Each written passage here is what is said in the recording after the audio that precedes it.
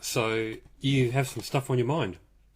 Yeah, I mean, the obvious situation right now is Hara having passed away. Yes. Yeah, it's always a bit of a weird thing, like, where do you actually, like, what's the first starting point, I guess? How do you even begin to discuss such a thing Yeah, that's you fairly know. multifaceted? hmm Um, I guess when I heard about this, especially so close after Sully also hmm passing, it certainly reconfirms a lot of the people who, my friends who are only casually into K-pop or only just sort of vaguely know about K-pop, how they feel about it. hmm Um, the knowledge of things like slave contracts and poor conditions for workers and stuff like that is reasonably well known now among the general non-K-pop liking population because there's been sporadic media coverage of those things that's sort of been leaking out through the years, and this sort of incident has obviously played into a lot of people's feelings that K-pop's just a bad thing. hmm So myself and many others are probably going to get a lot of people were saying, "Why are you still interested in this? Why don't you just give it up and you know look for something more, um, less obviously corrupt?" I'm playing devil's advocate here to a degree, but Yes. it's something that's going to be coming up for a lot of people. So I'm interested to hear you address that as a starting point. Yep. Yeah, so I think that's definitely been the main viewpoint of a lot of people when talking about this for like the first time. Um, for example, like I've been in contact with someone who works as a journalist, and they basically said stuff along the similar. Pardon me. They basically just said stuff along those lines. That's pretty similar in terms of K-pop bad, Hara victim of K-pop, Sully victim of K-pop, Junghyun victim of K-pop, and it's like that's very much a tip of the iceberg take, and there's a whole mammoth underneath that iceberg. Yes, well, Goo Hara had very specific issues in her life that weren't all related strictly to K-pop itself. I mean, the issues with the abusive ex issues that any woman can have. hmm Absolutely.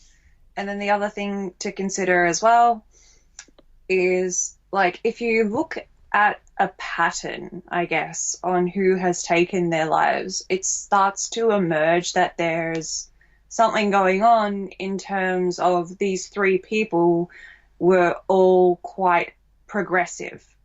So if you look at Jonghyun, he was arguably one of the most outspokenly liberal idols in K-pop probably throughout history. Like he openly supported transgender students and their rights. And like that's definitely not something that's a mainstream opinion in Korea. And then you look at Sully, and she was also in a similar situation in terms of she was very much outspoken on women's rights. And in Hara's situation, she was embodiment of male violence against women, and nobody wanted to confront that with her because to confront what the population allowed to happen to her and continued to allow to happen to her after she attempted earlier this year would mean that the status quo isn't acceptable. So it was just push her and push her and push her away until she eventually just felt that she couldn't keep living anymore. And it's heartbreaking to see that happen in real time because as soon as I saw the post earlier this year, this was back when Sully was still alive, like that she had attempted to take her own life. It was just awful. And I was just thinking, like, why isn't anybody speaking up now that she survived the attempt? And this is obviously this is something that I'm finding upsetting now is seeing all the celebrity posts on things like, oh, cancelling schedules, showing respect, and that's all well and good, and I appreciate the gesture, and I also understand that as colleagues for some and friends for some, it would be very hard to go to work the next day after losing a close friend. But my frustration in this situation now becomes, why didn't you do anything when she survived that first attempt? Why does it only matter? Why do people's lives only matter when they're not alive anymore and it's too late to change anything? So that's a huge sense of frustration that I'm feeling right now, is the fact that it was super predictable, and I'm now stuck reading all these posts from people saying, oh, it's such a shock. And it's like, it's not shocking to anyone who was following her for a long time. There is a stereotype with people who do attempt suicide that it's just attention-seeking behaviour and so forth. Yeah. And that probably played in a lot of the reactions that people had. Mm-hmm. But of course, I've always felt that just because someone's seeking attention doesn't necessarily mean that A, they're not going to do it, and B, that they don't have valid reasons for seeking attention. Yes. I mean, Goo Hara was certainly someone who should have got a lot of attention. And yes. So I don't really think that's a valid reason to, hate on people the way that she was hated on. It was awful. It was just, it was awful. And I think it's also something that a lot of women will probably have an experience of throughout their life, in terms of maybe not to the extent of what happened to her, and for the sake of anyone who exists, I hope what happened to her never happens to another person. But I'm sure there's situations of women who are being abused or who are being harassed, and they try to come forward about that, and then they're just told they're overreacting. It's so common in society, and it's common, and it's just like, it's frustrating because it's just such a recurring thing, to the point it doesn't shock anyone. But then now that it's so well known, why does no one try to fix it? It's words. I always struggle with words to begin with, and then you get a topic like this, and it's just makes me trying to put a coherent sentence together even more difficult. So I apologize to whoever's the person who transcribes all of these podcast interview things, because yes, they will be extra difficult. I think they'll be doing all right. But yeah, it's a hard thing to people to process, no matter who you are. Mm-hmm. And everyone reacts slightly differently. And I'm almost glad to hear you talk about it in a way, because whenever I, like with Sully and with Ladies Code and stuff like that, I've never had the traditional sort of reaction to these sort of things. I tend to mainly just get kind of angry about them. Yeah. And I get that you sort of are much on the same page as me. I mean, you're not in a ball of tears. You're like, there's problems here. Why aren't people trying to sort something out? Yes. And I think that's something that I can definitely relate to. Yeah. In terms of the way that I process emotions, I think it's got a lot to do with, I guess, the genetic makeup that make me as a person. So I've spoken about this on Tata's Instagram page, and I've spoken about it on my private Twitter account. But to anybody who is listening who might not have previously been aware, I've been recently diagnosed as being on the autism spectrum, which to some probably isn't even that much of a shock, given the way that I've communicated throughout my entire internet career, and just the way that I presented myself on TV, which many, many people, even the ones who don't like K-pop at all, just perceive me as being very strange. So I'm not embarrassed by it, and I'm not shocked by it, and it's just, it is what it is, but it also helps put a label, I guess, on certain behaviors that other people might not understand. So in a situation like this, when it comes to showing grief, I am very upset. Like, I won't be in tears throughout the course of this interview, but I do have feelings, but I just express feelings in different ways. Like, I literally have a signed picture of Kara that I got years and years ago from a friend who used to work with, like, they were an album retailer, so every now and then they'd get little freebies and things like signed CDs, signed pictures, etc. And they knew me as being a very big fan of Kara, and I bought a lot of Kara things from them, and they passed on a signed photo of Kara that they had received as a gift to me.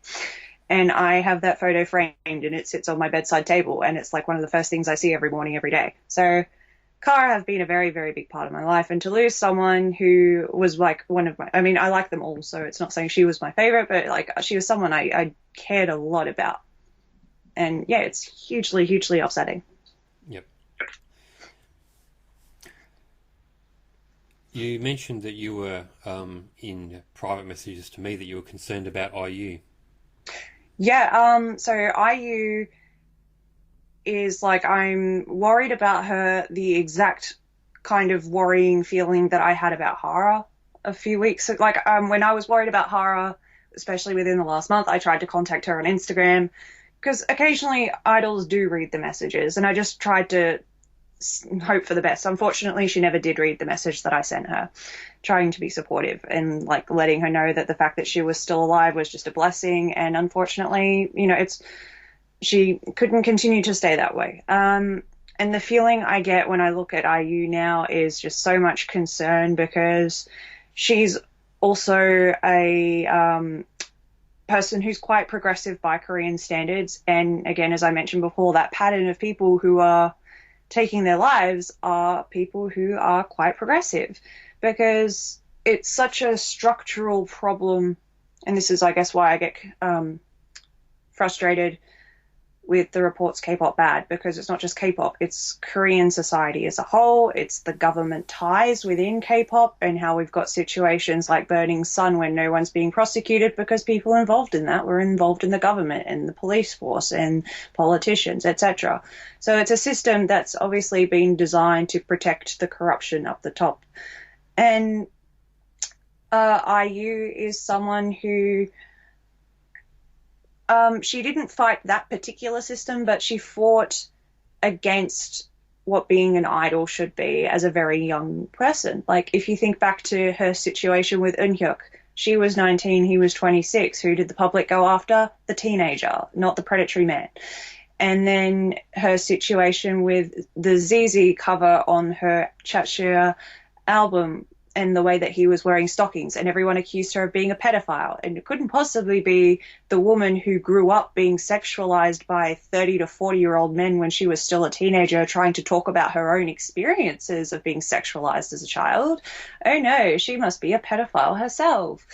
And she's fought against so much of the stigmas around being an idol. She doesn't hide away from her past. She still performs some of her older songs. I think the new comeback that she just had was, like, one of the songs on the album was written by one of the people who wrote Good Day, or You and I. I'm sorry, I can't remember the exact titles off the top of my head right now, but I know that she continues to still make music in her previous style, but then she now has so much more control over what she does. So she's a symbol of a woman who was very much oppressed by the system and the structures of the industry, but she was able to overcome them, fight back against the public's perception of her, and still continue to live her life and put out new music. And she's just such a beacon and a symbol for so many people of how much you can fight back and can overcome as a woman who was being sabotaged. So I see her as someone who would probably be very affected by these passings. And she is additionally, she was very close with Jonghyun. He wrote songs for her. He wrote songs that were on her Modern Times album. And then she was very, very close with Sully. She wrote the song Peach about her. And then she was also good friends with Hara as well. So if you're losing friends to suicide within a rapid time span of each other, that's mentally draining and exhausting. And there's also studies that have shown that this is not implying that IU has any ideation on doing things. I've never seen anything from her implying she would have, and I hope to God she never does.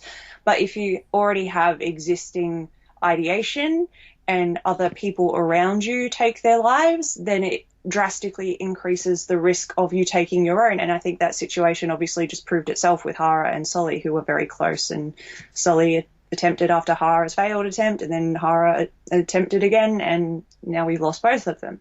So if you're seeing so many people who are very much like yourself that you can identify with, and they're all feeling so overwhelmed that they can't do it anymore and nothing's changing and it's just all hopeless, so why would we continue to exist?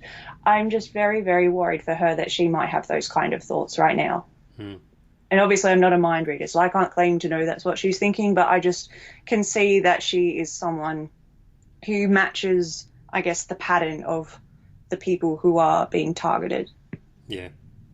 Well, yeah, Korea's not a very progressive society in general, so it's obvious that people who are more progressive leaning in their beliefs and their attitudes are going to have a harder time fitting in, and they're going to have a harder time navigating popular culture if they're famous, while maintaining any sort of self-expression. There was always a sense, especially with Jong-un, that he wanted to say so much more that he couldn't. Yeah, and it's like, to, I guess, address another elephant in the room type situation of like, we're white people, so if we're talking about Korean culture being bad, then that's racist. And it's not necessarily what we're saying, and there's definitely white privilege that comes into play here in terms of it's very easy for us to look down on our high horse and yada, yada, yada. So I'm not trying to say my culture is better, and I want to say that a lot of things that happen in the West are very much like what happens in K-pop, such as the 27 Club is literally an example of that. So I'm not trying to paint the West as a morally superior country. It's just the West has gradually started to make more changes, such as the Me Too movement. And I think that until such time as Korea starts to have the progress in that country where women are able to speak up for themselves, then it's going to be an ongoing issue in this industry. So like, the situation like right now with Me Too, it's like the women coming forward with that, it's only been the last couple of years that they've actually been able to be taken seriously. So this has been a hugely ongoing issue for years and years and years, decades. And then, like, how do I put it? If you go look at Korea right now and that movie that everyone has been talking about, it's like Born in 1982.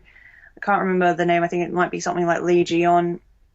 But yeah, the movie Born in 1982, it was also a book as well. It's very much like, it's a feminist story. And it got review bombed, which is men giving it 1-star reviews without actually even seeing the film. Irene was ridiculed and had photo cards burned and was just treated horribly because she was photographed reading the book, or she had the book in her hand. So it's like, if the West is only able to start progressing with Me Too within the last couple of years, and Korea is still at a point where women can't even read books without being branded as a witch, then it's still going to take more time for progress to happen. And if anything, as beneficiaries of privilege in my country right now, where I can speak these things openly, I feel like I should be trying to at least vocalize these problems for the sake of the women who can't speak for themselves right now without getting the kind of consequences to their career. Like, yeah, as I tried to speak for Hara on my previous account, and if you did happen to be following me, so you probably would have seen a lot of the threads and tweets that I made about her.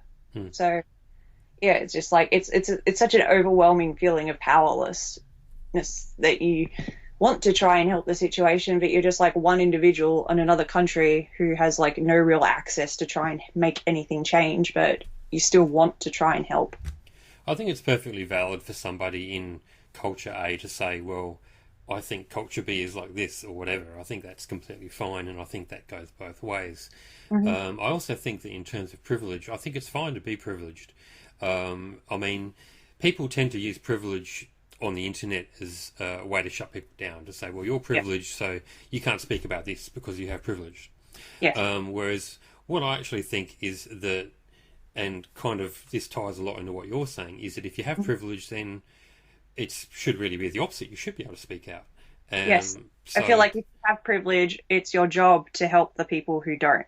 Or not even your job necessarily, but at least it's I think it's at least helpful to make observations and to have a bit of dialogue about what's going on, and to have chats like this. I mean, if we were so caught up in our supposed privilege that we decided that we couldn't do a podcast, then all the people listening wouldn't have this content and they wouldn't be thinking about these issues, maybe not in quite the same way. So that would be a bad thing. Yeah. So, and it's a shame that privilege is often used as a way to just sort of castigate people, but really it should, I mean, really, ideally what we want is for all people to have privilege. Yes. And, When I talk about the concept of white privilege and me benefiting from it, I'm not saying I want to have white privilege or I should. White guilt is another thing that often is like the opposite of it. It's like, I have privilege, I'm an awful person, I deserve to be, beaten or whatever. It's not a matter of that for me. It's I want everyone else to have the same benefits that this privilege grants me. So how do I talk about it in a way that we can get that conversation going and everyone can have the same access to #white privilege? Yeah, I mean, there's all sorts of things you can do as someone who, I mean, being white may or may not have anything to do with it, but if you're in a position of power, you can certainly help less powerful people in all sorts of different ways. I mean, I certainly experienced that myself in the music business and also in other businesses that I'm in where, if I can see that I can help somebody, then I'll try and help them. So, and in some cases, those people might be of different backgrounds or they might be, experiencing mental issues or violence or, et cetera, et cetera. So I think those are all good things, and I think people shouldn't, everyone's very negative on social media, but there's a real positive aspect to privilege. Getting back to IU, when I look at IU and the sort of stuff where she's at career-wise, and I was thinking about this today. I was thinking, she's just lost a couple of people within the space of a month, and I thought, wow, that reminds me of myself a few years ago when I was finally doing really well in my career for the first time in a long time, and a lot of other people around me were either suiciding or succumbing to death through natural causes due to having lived the rock and roll lifestyle a bit too hard in their earlier years. And so when I thought that, I felt like I'm actually not that worried about IU. I think IU will I think she'll be fine. I mean, obviously I could be wrong. I hope I'm not. But I think she's landed in a much better position than both Sully and Hara were in terms of being able to manage her own self-expression. Yes. And I think that's what's going to keep her strong, partly. That plus all the lived experience of having had to put up with probably a lot of shit.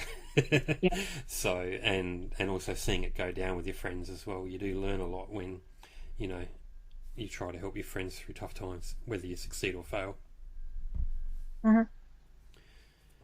So, yeah, I hope that she's all right. I mean, that is reassuring in a way that it's like someone with that experience that you have with your own life can see logically, I guess, with like an explanation with reason to it as. I mean, I realise idle images are all fake and stuff like that. But IU is someone who, the way that she can switch it on and off, she strikes me as someone who's got a bit more inner strength and is a bit more driven. And I really don't see her taking her own life. I'd be very surprised. But anyway, that's just my possibly wrong opinion, but hopefully I'm on the money there. Yeah, like I think of all the things that she has had to deal with throughout her life, and it's one of those kind of things where if she was going to take it, she probably would have during other times that she was going through those. I think she would have shown some pretty severe symptoms by this point, at least.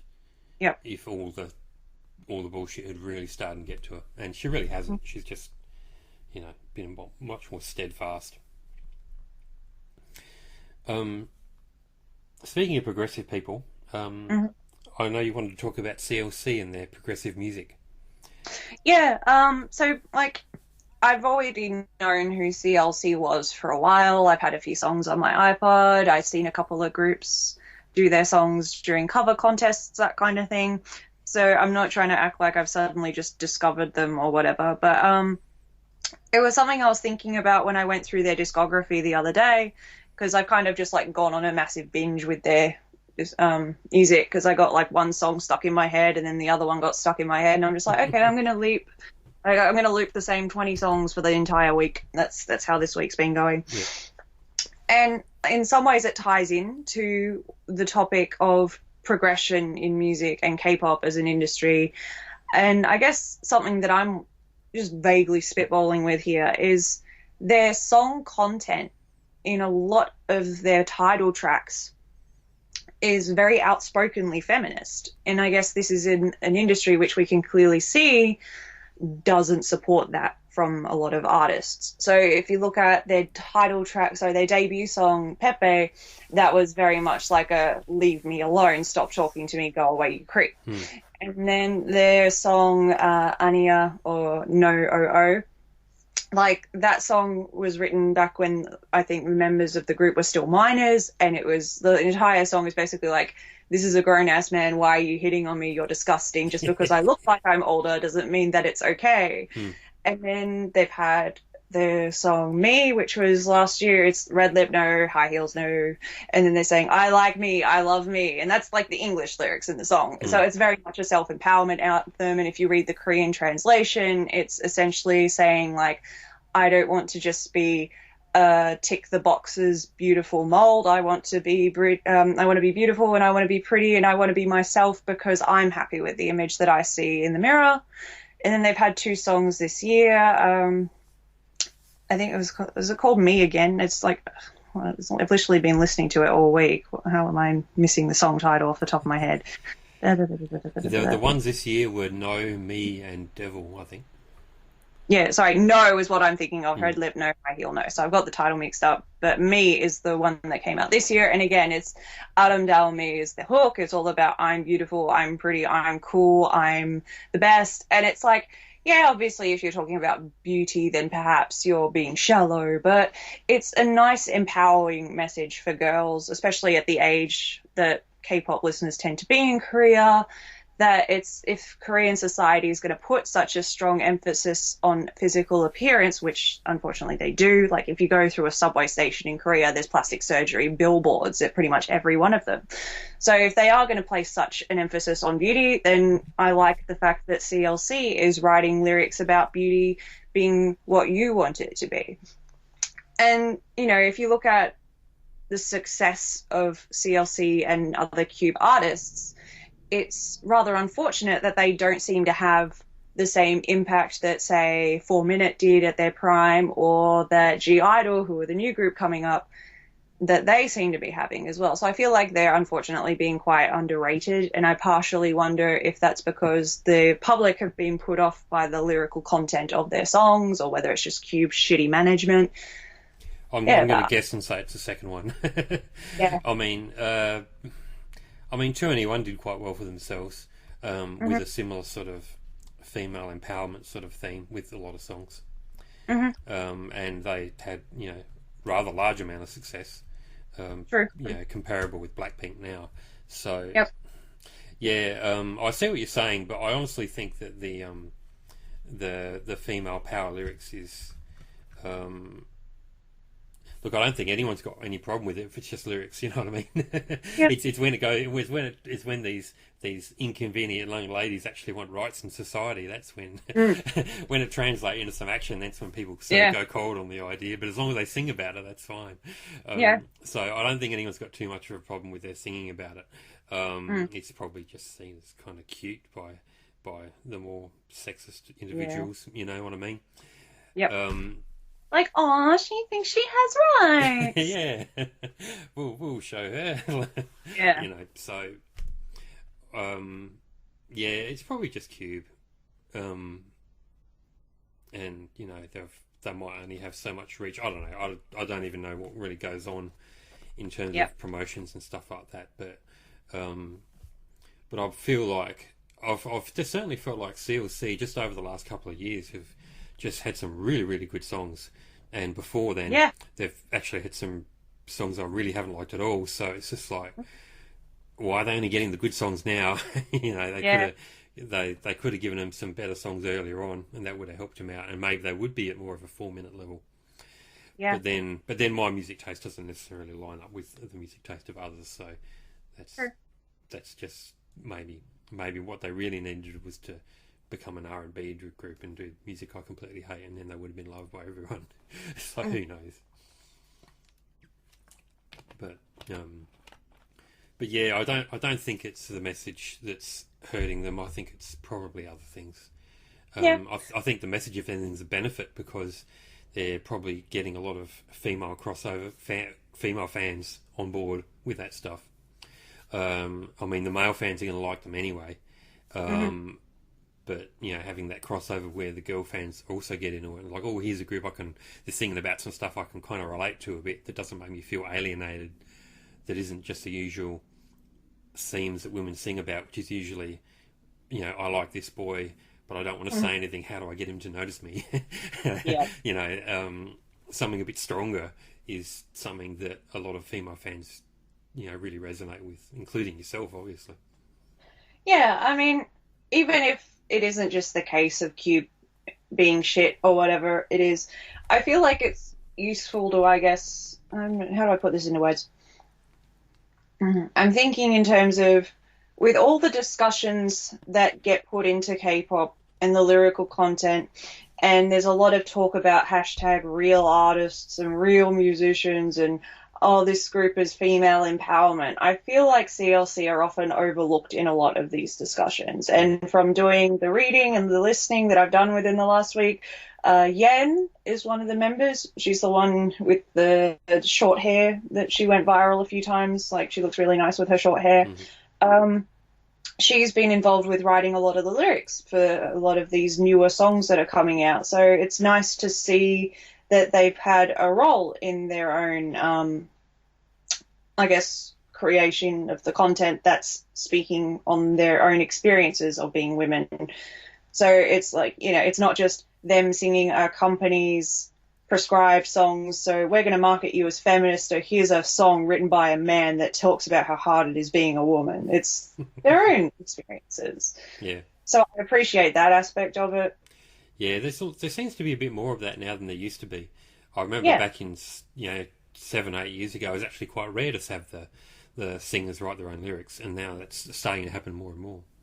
I do remember that too. Like, it's an interesting discussion that you could really have in terms of the people's perception of K-pop and, oh, it's a bad industry, oh, it's toxic, oh, this, nothing ever changes, oh, it's awful. And it's like, change happens, but it happens slowly. Unfortunately, people aren't going to just wake up overnight, suddenly revamping the entire industry within the time span of 24 hours. As the old expression goes, Rome wasn't built in a day.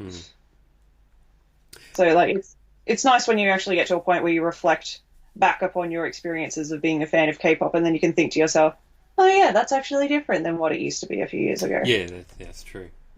Going to hit you with some reader questions now. We have a lot of reader questions. I feel popular. And I won't do all of them because some of them are double ups and some of them are things we've discussed already. Yes. And there's probably a few troll ones in there, but I might throw those out anyway. Cool. To us. I love my fans. First question is someone wanting us to talk about army/toxic stand culture through the lens of the grievance movement as reflected by this article.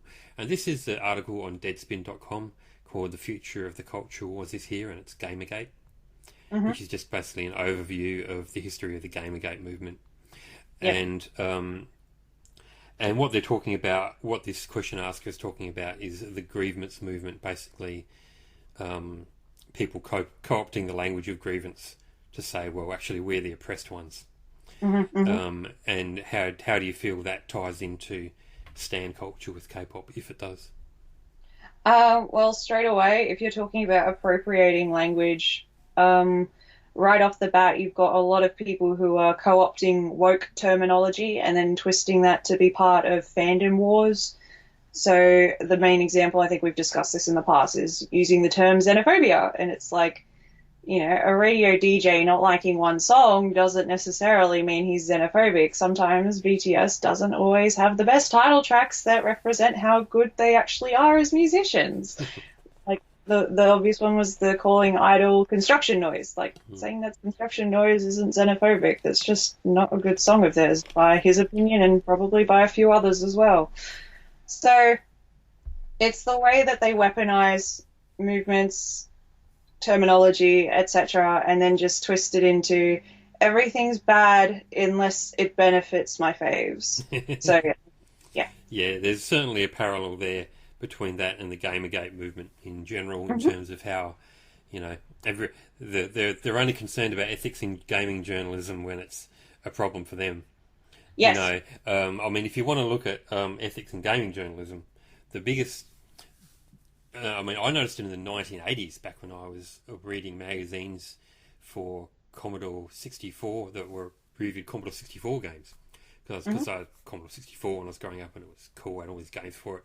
And I used to read, there was a magazine called Zap 64. There was another one, I think, that was called Commodore User or something like that. And they'd have reviews. But what became obvious as you read the magazines more and more is that the bigger budget games would always get the better reviews. And even if they weren't that good, they'd get less negative reviews than sort of smaller games. And it was because, and then you'd sort of also see in the same article that they had, this company paid for us to go out and do paintball, and then you sort of put the two and two together and go, oh, okay, well, they've obviously got a bit of a relationship there, so they're writing positive reviews. And that's continued on and on. It's never really stopped. And even until this day, it's not that different to K-pop, where you've got K-pop news sites that are really just press release parroting companies that will just take the press release, lock, stock and barrel, and just shove it out as an article with very few, if any, modifications. And so, and that sort of coverage has been in the gaming world for a very long time. But Gamergate doesn't give a fuck about that. They only care about, people writing games that cater to women, or I don't know, whatever the fuck, or this person slept with that person, or I don't even know. I've never even followed it that much, but it just seems like the real, gaming journalism has been incredibly biased forever, and it's very, very obvious if you've got a brain, and those people are totally not interested in fighting the real battle. So it's absolutely. I mean, the biggest example that I can think of straight off the top of my head when you're listing these situations, Billboard. Like, they're pretty much a copy and paste press release website, and everyone will talk about, oh, it's such an honor to be featured on Billboard. I'm like, it's really not that big of a deal, to be honest. And then again with they only seem to care about things when it benefits their own group. The biggest example right now is the Grammys. This year BTS didn't get a nomination, so suddenly the Grammys is awful. And it's like, but people don't seem to understand that this time last year they were the exact people hyping the Grammys when other artists were the ones trying to vocalize this issue that has been ongoing in the industry for decades.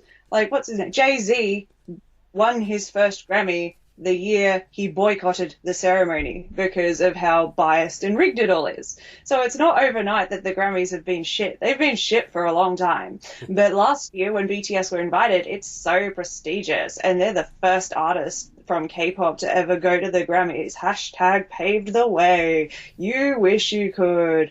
All that generic shit that they just send to spew and spew and spew. But this year they don't get nominated for their cardboard box, so suddenly it's all bad. It's like, do you fuckwits not realise that last year when they were nominated for their cardboard box? The entire, out of the entire list of categories they could have been nominated for, they picked the one thing that didn't even recognize their music in the first place. And then when I pointed that out, again, she's an anti, she's a horrible fan, she wants to sabotage them, you're just jealous you don't have a Grammy. And I'm like, I want them to be recognized, but for starters, I'd like it to be actually for their music.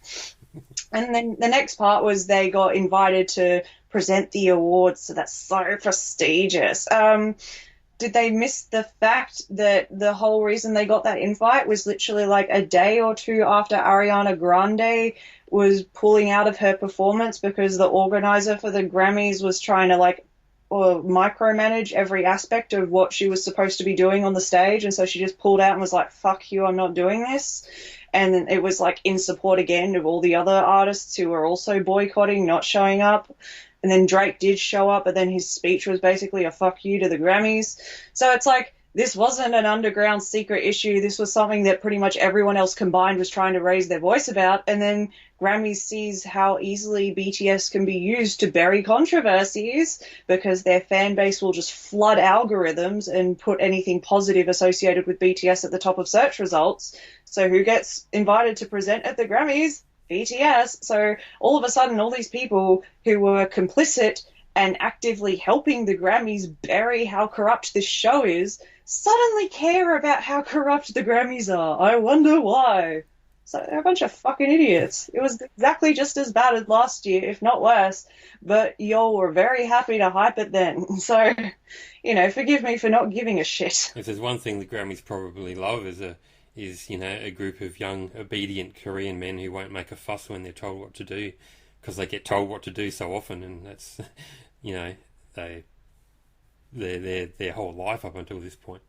So yeah, it's very sad. Yeah, it's like when people hear me talking about these things and being frustrated or being upset or whatever, they always seem to go on this angle that it's like I'm bitter and I'm a hag and I'm jealous of their success or whatever. And it's like, I am upset about these things because I genuinely think they deserve better than being a Grammys cover-up. I think they're better than a cardboard box. I think they're better than being treated as cover-ups for artists involved in other scandals. Like if you look at, Saudi Arabia concert, the hugest one as the example today. Nicki Minaj suddenly featured on Idol, and that was done so she could cover up all the backlash that she was getting for the VMAs. Justin Bieber is getting shit these days because he's a misogynistic pig, like everyone already knew that he was, but he's just exposing himself for it regularly on Instagram and saying Chris Brown beating Rihanna was a hashtag mistake. So he comes out and guess what? He writes a happy birthday Jungkook, let's watch this tweet blow up tweet. And it's just so many people keep using BTS to cover up their own fuck-ups. And the fandom is actively complicit every single time this happens. And then they want to complain. Then they want to act like they're like a woke social justice, speak yourself UNICEF ambassador. It's just, it doesn't add up. I don't have any more to say on it, so I'll move on. If you were the CEO of TS Entertainment, how would you run the company differently? Oh, fuck. You're gonna Where have to start? Yeah, like literally years ago. Like if you're talking about BAP, you got to go all the way back to like the momentum that group had at their debut and how much potential was just absolutely squandered. So, this is a topic. Was huge back in the my friend and I discussed this, and they're very vocal on this. And like they firmly believe that if BAP hadn't self-imploded, that BTS might not have blown up to be the level of successful that they are. And it's one of those things we'll obviously never really know, but the way that ARMY seem to think BTS were the pioneers of writing their own music and having socially conscious lyrics, like BAP, they debuted before BTS did, and Bang Yong-guk was an underground rapper, and he is very much another socially progressive type artist who is very much critical and outspokenly so on Korean society.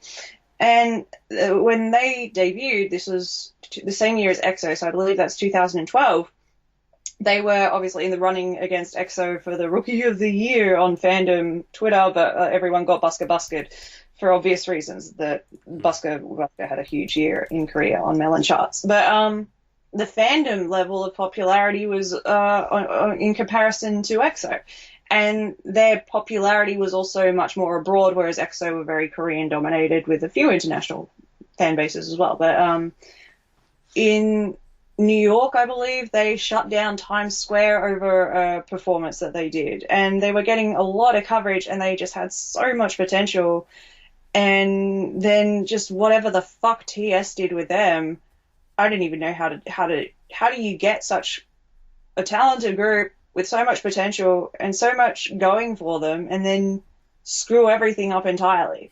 Like, what was it? A lot of it was to do with the contract disputes and not paying them the fair share of the wages, which is hardly a shocking concept in K-pop these days, as we're obviously talking about a lot more.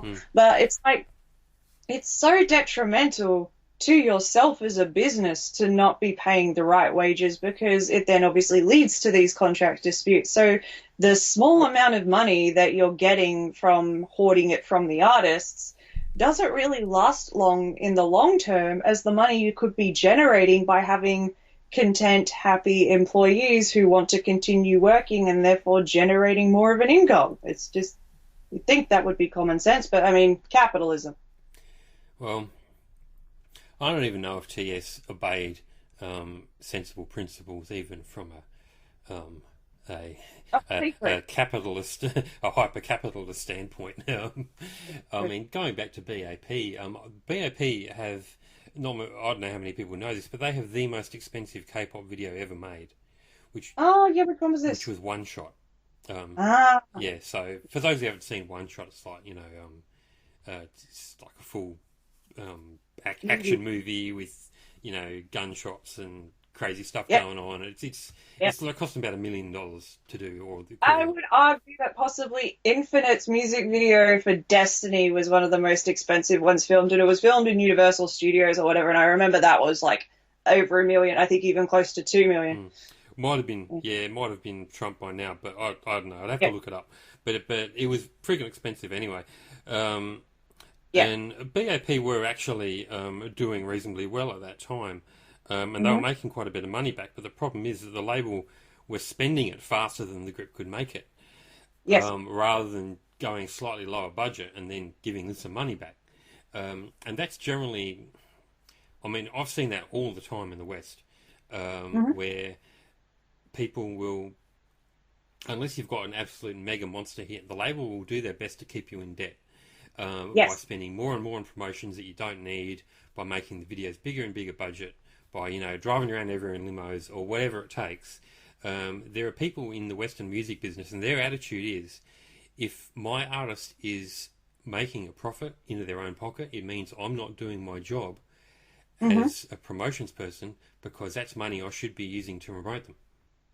Yes. So Lou Pearlman is the obvious example there. Oh yeah, there's a lot of examples, some more known than others, but Hmm. yeah.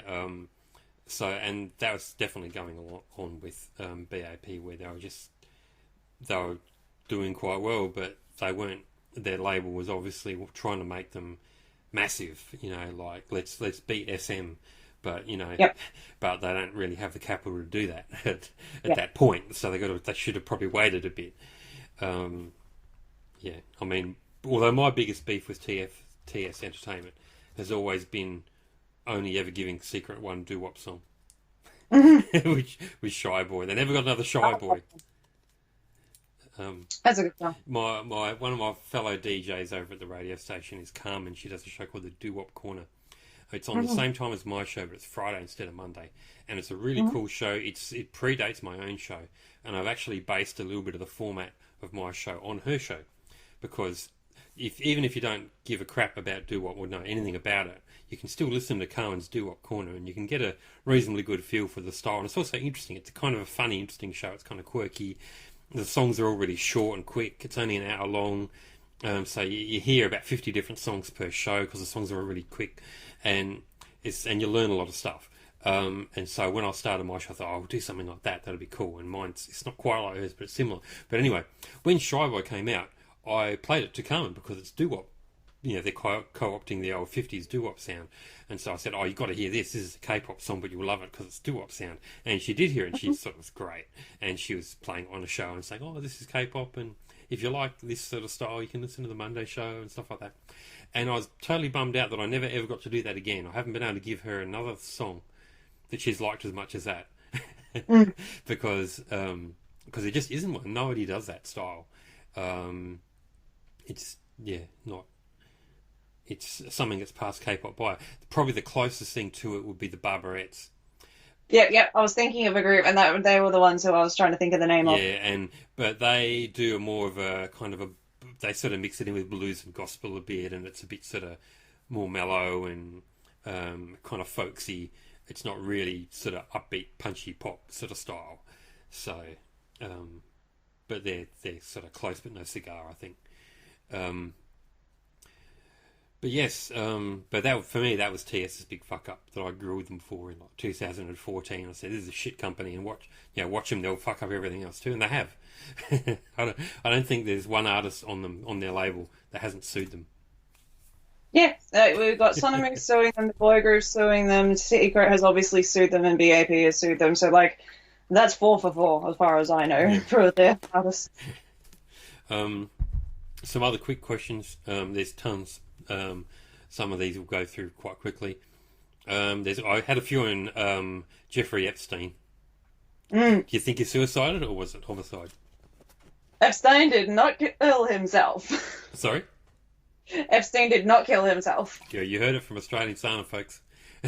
They were. I haven't really been following it that much, to be honest.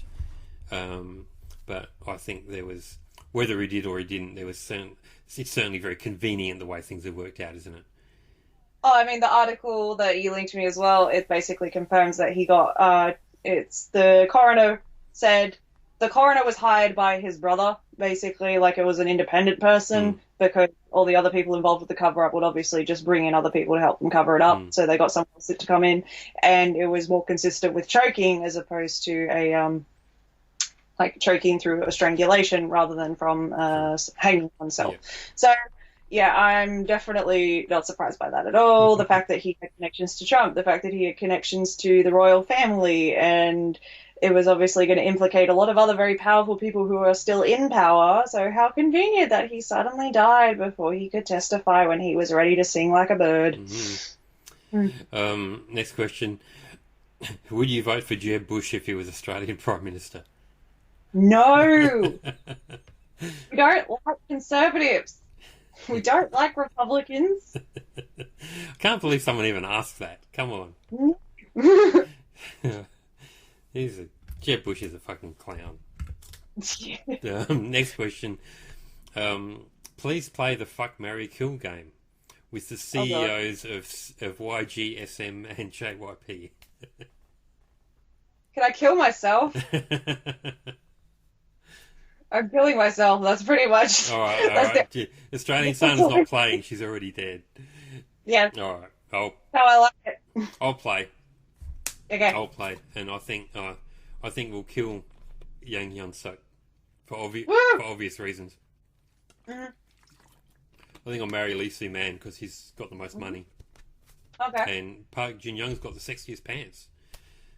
Fair enough. So he's certainly got the most style out of the three. So. If I'm, I'm not gay, but if I was going to get fucked by a dude, I want to get fucked by a dude who had a bit of style, probably, was a bit fit, took a shower occasionally, So I'll go for JYP. I accept that analysis. Next, what do you think is the cause for the recent influx of right-wing BTS stans? In general, I don't see why they'd get out of BTS's content, which is generally not in line with political figures like Trump, though I don't think it's above question given the Saudi Arabia concert.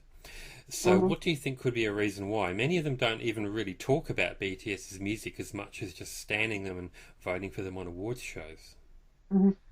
Okay, so I think there's a few different layers to this. I mean, the first one is that One Direction has since, gone off and become soloists, and Twilight used to be a big phase as well, and then that died out. So it's like, it's the next mainstream phase that women and older women that tend to like things that younger teenage girls do live vicariously through. So it's like, there's so many layers to this. How do I get into all of it? Like BTS's message has obviously been watered down a lot compared to what it used to be at their debut. So they went from being actually outspoken on politics and society to just, love yourself and then everything will work out great because you love yourself and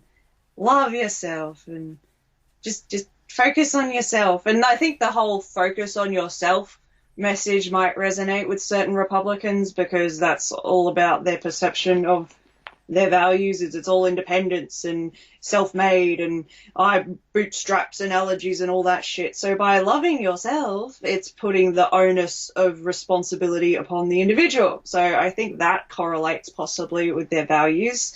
The other thing that I was thinking about this, because I was weirdly enough thinking about this the other day, is you know how Kanye West has suddenly decided he wants to become an evangelical Christian, and he went to Joel Osteen's megachurch, and suddenly all these white Christians who are notoriously racist and anti-black supporting Kanye West and thinking he's finally seen the light. And a big factor of them all coming around and suddenly appreciating his music is it's this, I'm not a racist, I like a black man. I'm not a racist, I like this group of Asians. It's very tokenistic and it's very performative.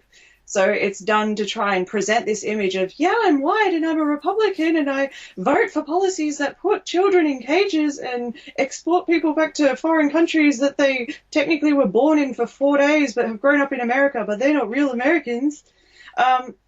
But I listen to pop music by a black man, and I listen to pop music by a group of Koreans, so therefore I'm not racist. So it's all about making themselves feel better about the fact that the people who they support politically are morally bankrupt. But I'm not morally bankrupt because I vote for them because I like Asians. So it's hugely performative. Yeah. Well, being a performer is a kind of a traditionally designated place for people of colour to be, if you know what I mean. It's, you know, that's been, you know, the entertainers of the white folks, if you know what I mean. So it's not really any great revolution to, you know. To like music that has been... Even neo-Nazi skinheads like ska. Yeah. And that was Jamaican music originally, so... yes. But yeah, I mean, I'm not going to comment on the right-wing BTS stands myself because I really don't follow that closely. I'll leave it with your observation, I think. Next one. What's your take on this? And this is the incident where the Aboriginal man, the Northern Territory, stabbed a police officer and was shot. Yeah. So there's conflicting reports about that, whether he actually stabbed someone. There was another report saying he basically hit him with his shoulder or something along those lines as well. The police officer claims that he acted in self-defense, but then there's been conflicting reports again in terms of, was he carrying weapons that weren't lethal? So why didn't he incapacitate him with a taser? Why didn't he incapacitate him with some other method that wasn't going to literally kill him? Like, why didn't you shoot them in the foot? Why don't you shoot them in the leg? And yeah, this is going to be a huge topic that is just not the kind of thing that we can really even hope to properly cover in such a short time span, because it goes far beyond one isolated incident. Like, if you're comparing statistics of incarceration between Indigenous Australians to white Australians, it's vastly disproportionate compared to the percentage of the population that they make up. So for those who don't know, I believe roughly less than 2% of Australia's population are Aboriginal, yet 100% of incarcerations in the Northern Territory in the juvenile system are Aboriginal. And that's just insane. But it's the system that exists, and it's why so many black people in Australia are disillusioned by the police force, somewhat similar to the situation in America with their own Black Lives Matter movement. Obviously, the political histories between the two are different, but in terms of the context, I guess, they're very, very similar. It's all about white supremacy, and the police force supposedly meant to be for the people, but in reality enacting the government's policies, which are ingrained in white supremacy. So the shooting is tragic. I believe that there's different customs that the culture holds. One of them is to not name his first name. But yes, I'm very sad to hear about what happened. I saw that there were protests that were going on. Unfortunately, I couldn't make one, but I shared the locations on my Facebook page to try and encourage anyone else who might be available to attend. And I know that one close friend of mine actually did go. And the turnout that I saw from her footage was, yeah, really great. It's really good to actually see, other people starting to take these issues Mm. seriously. And, white people showing up for the black people is important. Yeah. Like these are policies that are being made by our elected representatives, even though I did not vote for them. But, if they're going to still be representing the country, then we need to be holding them accountable. Mm.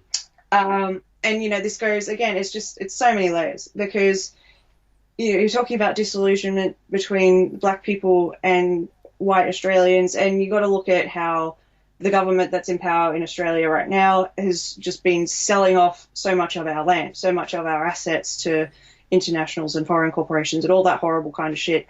And one huge issue has been the river, the Murray-Darling, and how that's just been absolutely drained, and then there's just dead fish for so long, and then you've got black activists who are speaking out against that.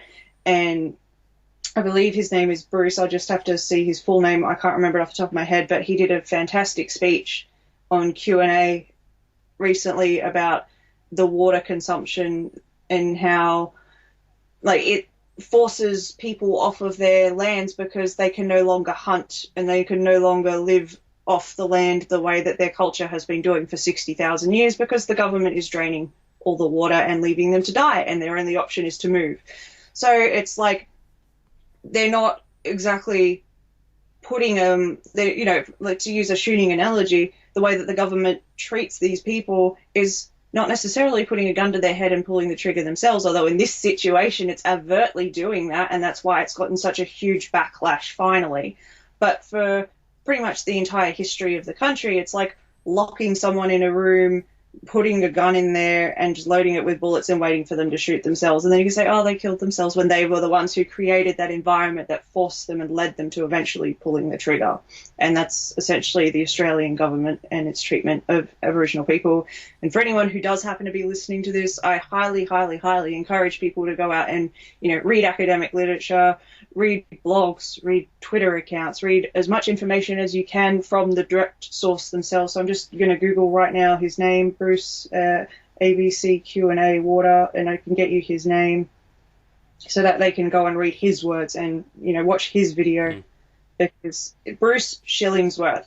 So I highly recommend looking up that name and listening to that man and his speech, because it is very, very powerful, and it's a huge embodiment of why we need to be listening to Aboriginal Australians on how to best manage the country. Because if you look at, like, the bushfires in New South Wales, like, that's a huge mess, and it's all to do with how the Liberals have been allowing deforestation and how they've been, trying to wind back restrictions on mining magnates and all that kind of stuff. And, if you look back at the history of protesting, all these kind of movements against mining, against destruction, Aboriginal people are always at the forefront of protests. And it's the same in America as well, with the Dakota Pipeline and how they were protesting that there were going to be oil spills, and then what happened? The oil did spill. What a shock. And it's always the Aboriginal people or the other people who are in poorer regional communities who are the ones affected when these things inevitably do break. And it's like the rich people at the top are more than happy to come in, bastardize these lands, and then never deal with the consequences because they don't have to live in the areas that are affected by it. So yeah, it's very, very important to watch how these governments treat these people. And it's also important that even if you're a white person, or even if you're a person of class privilege who isn't personally impacted, you need to realize that how someone at the top treats someone at the bottom is exactly how they would treat you if given the opportunity to. So I think that's why people need to care far more about politics than they do. And it's why I'm also personally very angry every time I hear people talk about, oh, politics doesn't affect me and they're both as bad as each other, because they're very, very clearly not. And it's important to listen to these people's voices. It's a bit of rant. Yeah, the Aboriginal situation in Australia's been really bad for a really long time. And I don't know if it's ever really going to get much better. Certainly the current government doesn't really care, and that's fairly obvious. And I think a large part of the issue is the same reason why Indigenous communities get fucked over all over the world, is that the values that they hold are just not very compatible with with the capitalist values and the Western values societies run now or whatever. So certainly the relationship to land is exceptionally different, and that's where a large part of that conflict comes from. And is it ever going to be resolved satisfactorily? Probably not, because you've got two different people with vastly different ideas about what ownership of land means and what it allows you to do and what you should be doing with it. I mean, like, even if you're talking about a relationship to land and the conflicting ideologies, like a huge example of this is I can't pronounce the word, I apologize for bastardizing language, but the spell is DJAP or Djap Warren trees, the 800-year-old sacred birthing trees that are in Victoria, and the way that the Victorian government wants to demolish them for the sake of a highway. And the highway already exists, and all they could simply move it around the trees, or they could extend the current highway that exists by like an extra lane. And it's like all of this effort to try and destroy something that is sacred for generations for the sake of saving 2 minutes on a drive. They did like a test or whatever it was, or an analysis, and they figured out just how much time this route was going to save by demolishing these trees. But 2 fucking minutes? Are you insane? Yeah, it's pretty crazy. Yeah, it's awful. It's awful. It's awful to hear how flippantly people talk about things like, oh, they're just trees. It's like, okay, well, you don't have that clear connection to land, but why not listen to the people who do and listen to them talk about why it is so meaningful to them? And then maybe you can have some compassion and drive an extra 2 minutes. Let's move on to the next one. Yeah. Your thoughts on what this supposed psychologist is saying about K-pop fans?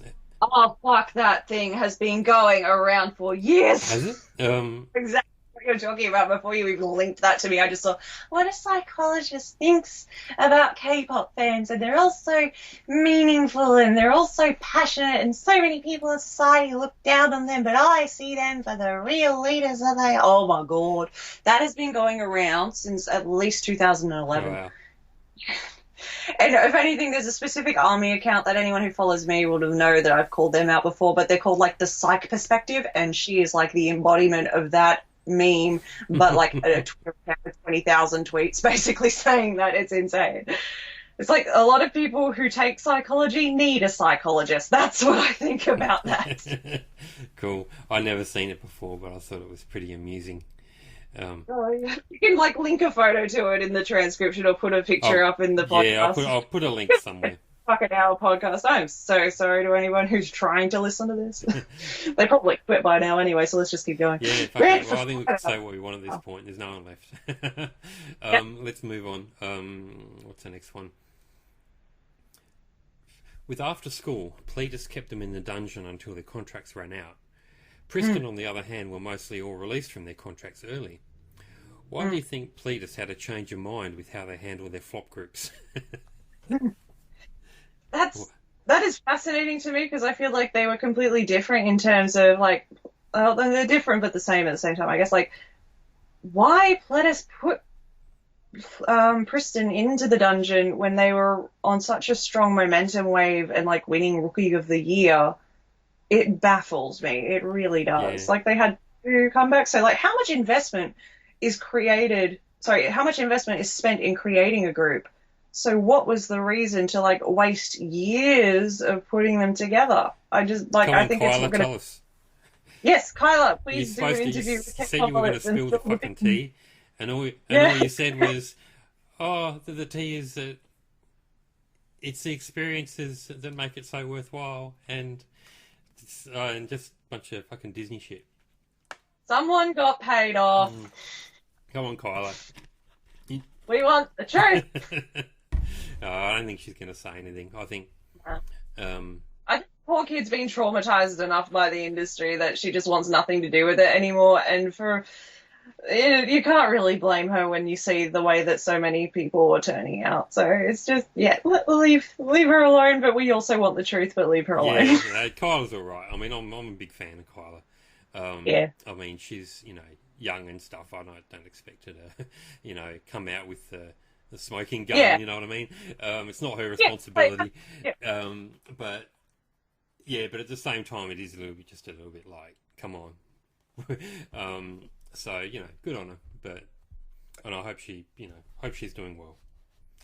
Yeah, I mean, did you see the tweet the other day that she posted about she was like involved in a goddamn school shooting? Yeah, she was in a school when it was shot up by someone and some people got killed. Yeah, that's horrific. Like, she's obviously endured so much with her experience in Korea and like the vilification she received for existing as herself on stage as an idol. And now she comes home to America to try and have somewhat of a semblance of a normal life, and the poor kid's involved in a school shooting. Like her, oh god, I'd want to be homeschooled if I lived in the US. I think I'd leave the house. Yeah, it's horrible. Horrible in so many ways. So yeah, it's just my heart absolutely goes out to her for that kind of trauma that she's had to experience at such a young age. It's not fair, it's not right, and I just wish the world was a better place. Next question. What's your opinion of Family Guy, and why do you have that opinion? I don't know, I remember it as a show I used to like when I was 12, 13, so I think the association to that obviously then just becomes it's something I used to like when I was a lot younger and a lot more immature, so I just don't have the same, I guess, interest in it that I used to. I think it's The Simpsons for dumb people. Yeah. If you don't understand the second layer of humour in The Simpsons, but you like Homer going "Duh" and stuff like that, then Family Guy's for you. It's Pretty like much. the dot part exaggerated and all the other stuff either done really badly or not done at all. Mm-hmm. Having said that, my girlfriend really likes Family Guy, and she'll probably hate me for saying this. I mean, it's like and it's definitely had a history of problematic things going on in the show. But I mean, it's just like if there's something on in the background when there's no other channels to flick to, it's there. And I know they did that Bubble Pop cover, so that was something. Here's the next question. Hello, I'm someone who's lurked on your account and followed you when you returned as private.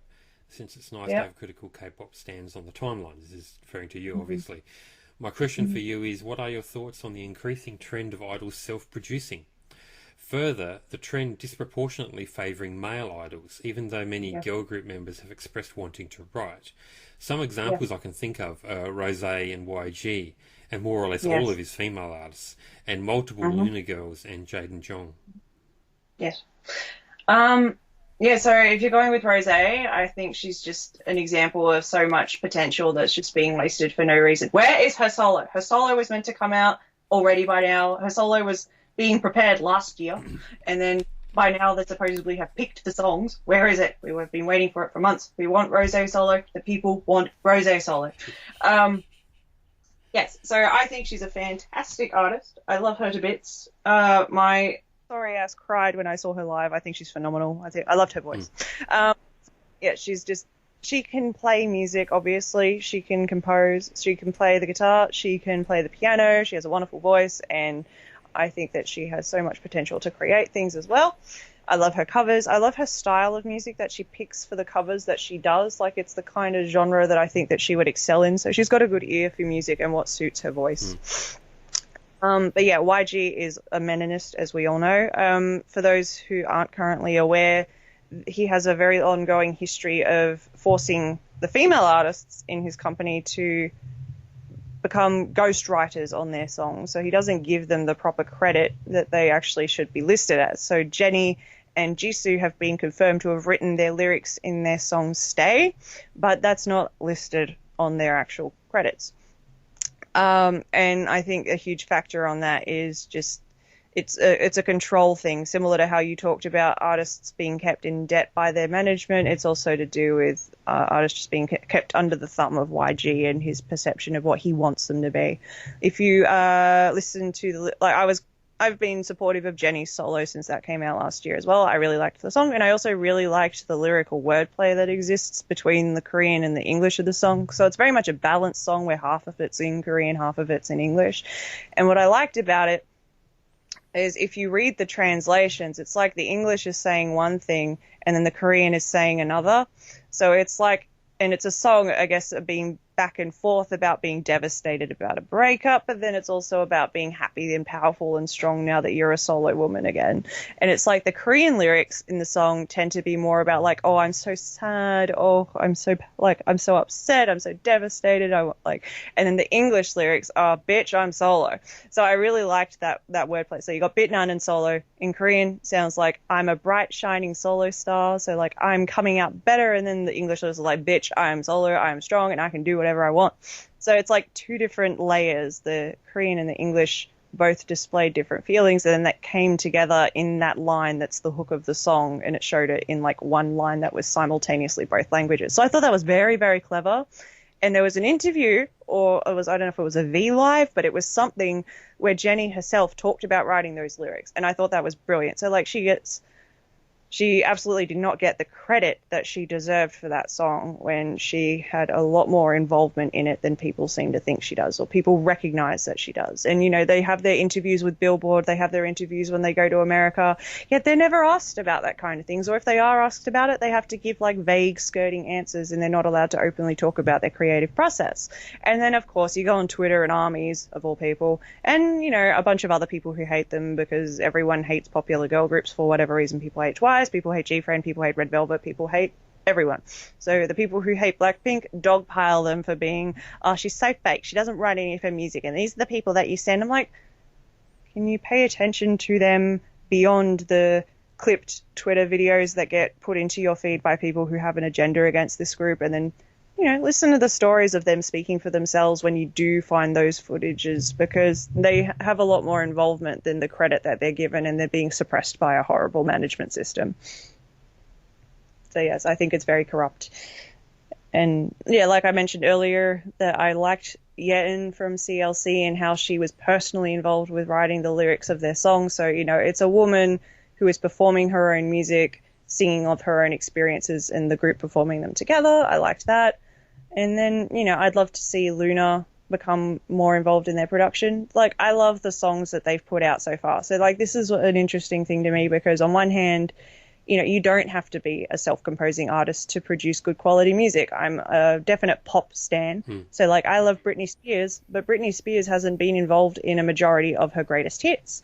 But I still think she's a phenomenal artist, and the ability that she has to take a song and make it her own and showcase an amazing performance is what makes her so good. So that doesn't necessarily mean she has to produce to be an amazing artist. And I think the same can definitely apply to K-pop groups. But what I would want to see is the artists who do have the interest being given the creative freedom to express themselves the same way. Yep. I'm not going to add to that one. I'll just leave it at that, as that was mainly addressed to yourself anyway. Yep. But yeah, it does seem to be mainly guys, and honestly, the guys that I've heard do it haven't really impressed me very much. I've often felt, oh, you should have just left it to the experts. But anyway, and I don't know if any of the women will necessarily be much better. But yeah, it remains to be seen, I suppose. I mean, Yeah, I think that, like, with a lot of them, a good idea would be to, like, make it the B-sides until they eventually become more competent, and it's then made the title track. Like, I think everyone is, oh, not everyone, sorry. Jonghyun's a huge example of this, and how he had a lot of songs rejected because SM has the standard that if you want to have a song that's self-composed included in your work, it has to be of the same quality that the artists that they bring in as songwriters have. So, like, he originally started out getting rejected, then he kept doing it, didn't take no for an answer, became good enough to have B-sides, became good enough to have title tracks, became good enough that he started writing for other artists on the tier of IU. So I think he's a great example that, you know, practice eventually will make perfect. So next, what do you think of very sexual girl group and why not boy group concepts? A group that always comes to my mind is Fiesta and their later sexual concepts, with still women empowerment mixed in there. Or underage idols, especially girls in sexy or indirectly sexy concepts.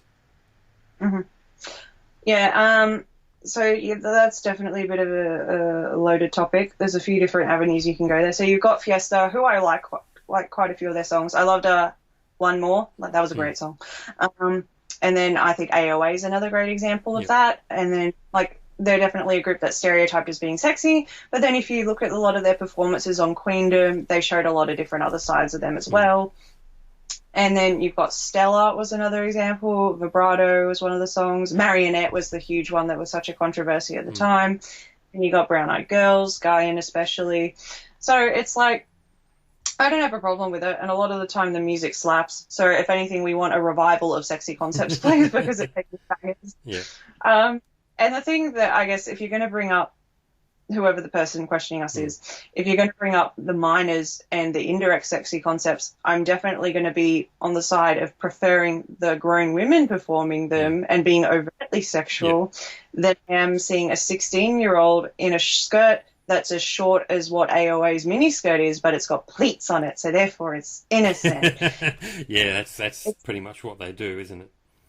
Yeah, and I think like it's very concerning to me when I saw a list that was on Koreaboo, like one of their listicles or whatever, and it got quoted into my feed, and I was just devastated to see it. But it was like top 10 female idols that Korean men in the military go crazy over in 2019, and Wonyoung from Produce 101 Iswan was included. She's 15, and everyone who knows the military articles and all the shit that they talk about idols for, they only talk about idols that give them strength when they're jacking off. Like, that's what those lists are.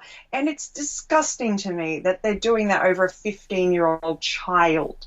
So I would vastly prefer them to not be doing that at all. But if you are going to sexualize women, then it should be with women who are legal, and I want it to be with women who are having creative control and direction over that concept choice. But yeah. Yeah, I mean, obviously I don't have any problem with sexualization, but yeah, it's awkward watching stuff like, I don't know, Busters, you know, and it's just like, ooh, it's hard to watch. And especially if you know what they're doing. And I mean, that's why I wrote the whole dog whistle post and stuff like that, which, you know, went viral in various places. And everyone was saying, oh, you're just being a creep, you're just making it up. But no, because the producers actually admitted to it. You had that guy who put together IOI saying, I'm making healthy porn for men. You know, don't you desire your young niece? And it's just, and he just came out and said it. And I was just like, fuck he got fired from the next season, and then YG hired him to produce that show that he made. Like, no one thought that was suspicious. Yeah, and it's just right there, and it's just really, really creepy. But of course, if I point it out, I'm the creep, which is just hilarious to me. It's like, no, I'm trying to make you see it. And it's like, I'm old and disenfranchised by the industry, and I can read things below the surface. So here's an explanation on how this is being run and why the people at the top are doing this. But no, we're disgusting because we can see things happening and are trying to stop them. But you know, I hardly doubt anything we ever do will result in it being stopped. But you'd like to think that a conversation on the topic can at least make more people conscious of it and critical. Well, I think it certainly raised awareness. I know that the articles I wrote about it certainly opened a few people up to it. I mean, also sort of close, like, for everyone who read it and saw, oh wow, I didn't notice that, this is actually happening, this is kind of fucked. There's someone else who read it and just decided to hate me, you know. So, well, I think a lot of those things, when people start hating you for these articles, I think it's because they realize that they're doing these things and then they don't want to admit that to themselves. So it's much easier to hate the messenger than confront the person in the mirror. Yeah, and I'm not saying that people are necessarily bad if they like those groups, or, you know, and I'm not saying that if you don't see it that you're dumb or anything like that. Yeah. I mean, look, if you can't see it's subliminal. Like, it's subliminal, so it's not overt for a reason. Yeah, and if you don't see it, then that's a good thing, because it's not really for you anyway. And it just means that you're normal, you know. And the only reason why it's so damn obvious to me is because I've worked in the business, and I've had conversations with people putting together pop acts saying, here's what we're going to do. We're going to get the young person and put them in the skirt and going to do X, Y, and Z. And I know how all that goes down. So, yeah, like, I mean, this isn't necessarily a unique to K-pop thing either. Really. Like, I'm a huge fan of pop in general, and there was a girl group that existed in America who I loved. Their first album of the group's name was Dream, and they were put together by P. Diddy. All of the members were underage and minors, and they were all in like crop tops and short skirts or tight jeans. And one of their songs, when listening to the album, like the album is like pretty much a whole album that you could just listen to things straight from start to finish, and it's all pop hits. I love it. It's just shameless pop, and it's fantastic. But one of the lyrics in one of the songs is like, pull up to the club or whatever. I'm like, you're 15. You wouldn't even be able to get into the club. How are you singing about being in the club? It's just fascinating but terrifying at the same time. It's like this overt need to sexualize children, and it's scary. Like, I want to just listen to my pop music, and they're a great pop band, but why did he have to do that to those children? And that's why they basically broke up, because the members became uncomfortable with just how sexualized they were forced to be as children. It's like watching children's beauty pageants. Oh. That's another terrifying thing. What Let's move on before we gross ourselves out too much.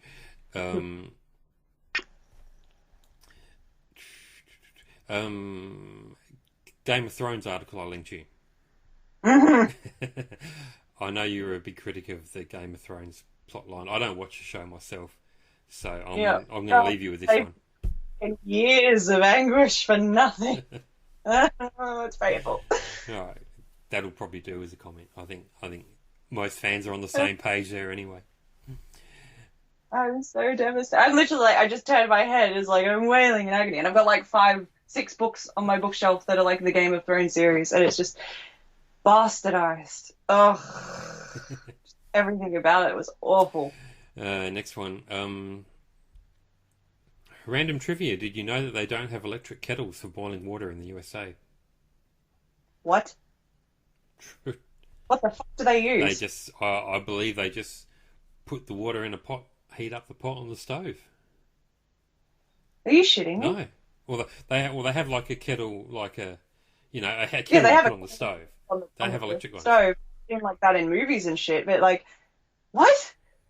I thought that was just like, I mean, I never paid much attention to it. I thought that was just maybe a plot or something in like a movie, and that was just something like, they don't have electric kettle. What the fuck? Mate.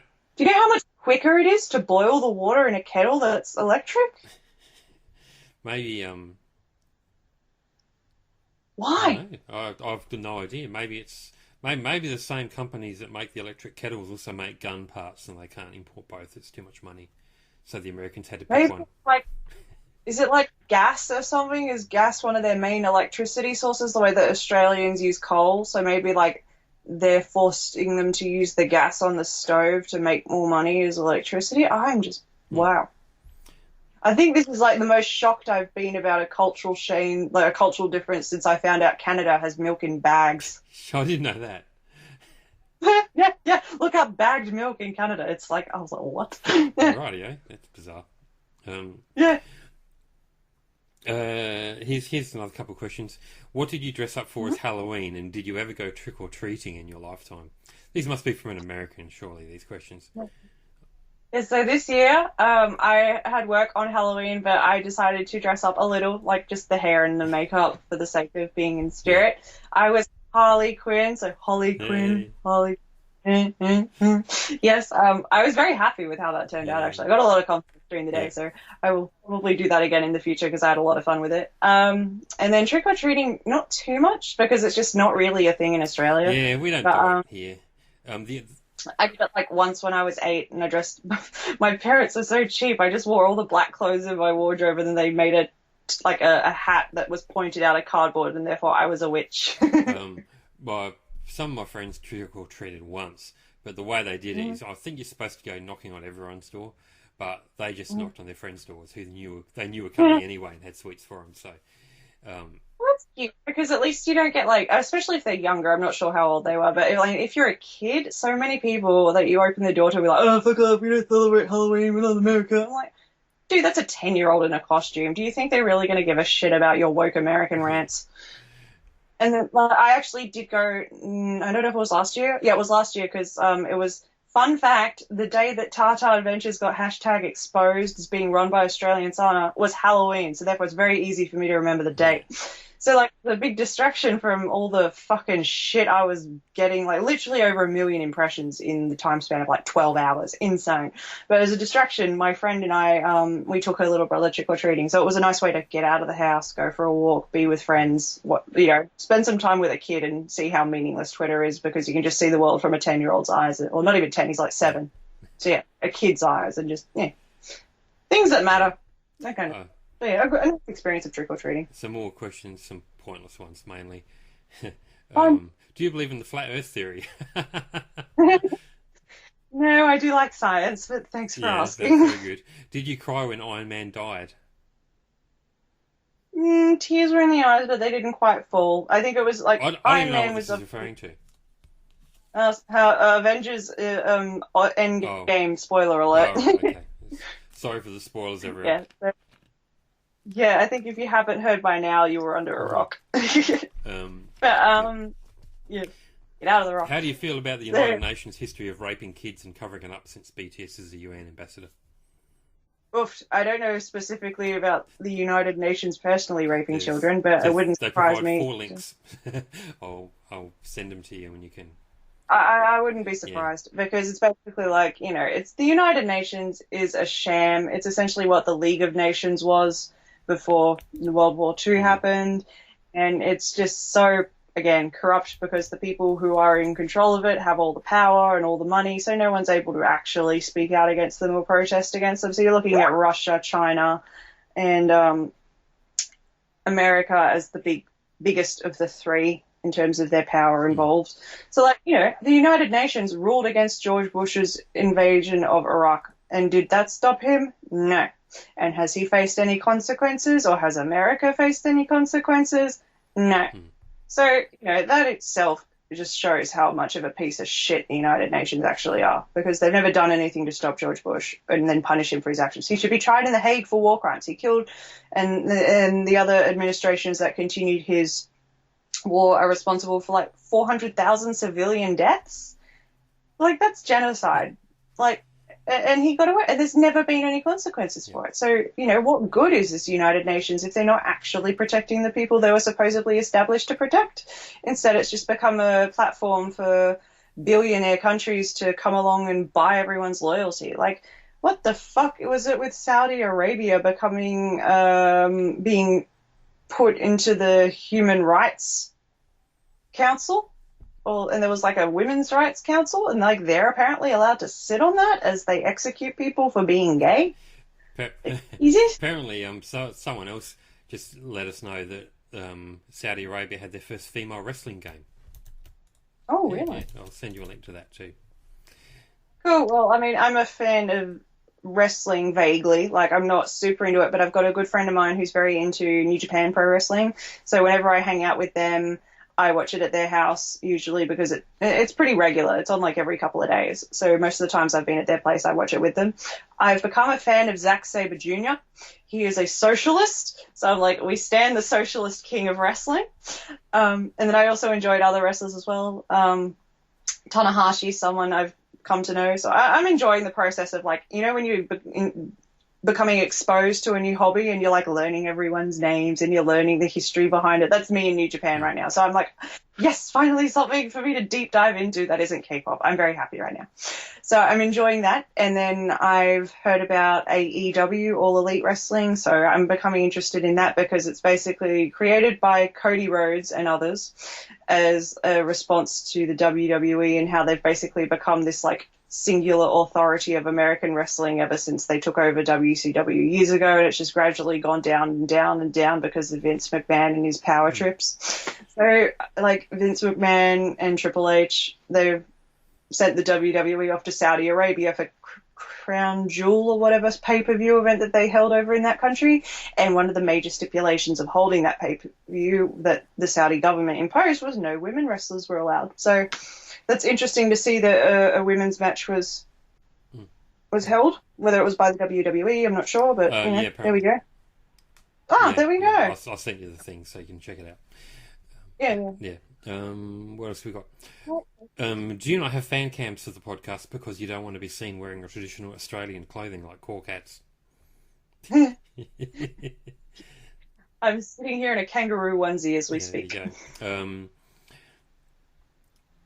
Some more quick ones. Since AustralianSana posted endless Pepe Frog memes on Twitter during the 2016 US election year, is she a bigger edgelord than Kpopalypse?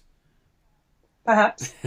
So I like to think that I posted Pepe memes ironically in terms of how like everyone was claiming that it was becoming a symbol for the Hmm. right, whereas the actual creator of Pepe the Frog himself has personally come out against that and said that he's disgusted Yeah, by the I know right. he's quite horrified by the way his frog's Yes, been so popped. if the creator of Pepe himself says it's not a racist meme, then I'm going to help him reclaim his Cool, good Pepes. work. Um, Holly, do you care at all that Kpopalypse is a massive pervert who blogs about anime porn games? I mean, like, we've discussed this a bit in terms of the idea that, you know, you're a massive pervert and a lot of it is actually, like, performative for the sake of comedy slash social criticism slash, Hmm. I mean, you are a bit, but I mean, at least you Well, admit it kind of thing. everyone has, sexual preferences and stuff like that, and I don't, and yeah, I mean, my girlfriend knows I'm a pervert too, and she's fine with it. So Mhm. it's, Yeah. we all like certain things, and you like certain things, and that's fine. Mhm. I think it's fine to say, I'm a straight guy, and I like, drawings of girls with boobs or whatever, or whatever it happens to be, you know, Mhm. um, just like it's fine to say I'm gay and I like guys or whatever, you know. Mhm. People should. I don't think people should be ashamed about sexual stuff, and I know Yeah. it bothers some people It's that just I a matter talk of about. drawing But the line of like people should be ashamed of stuff when it starts involving minors and subliminal yeah, messaging.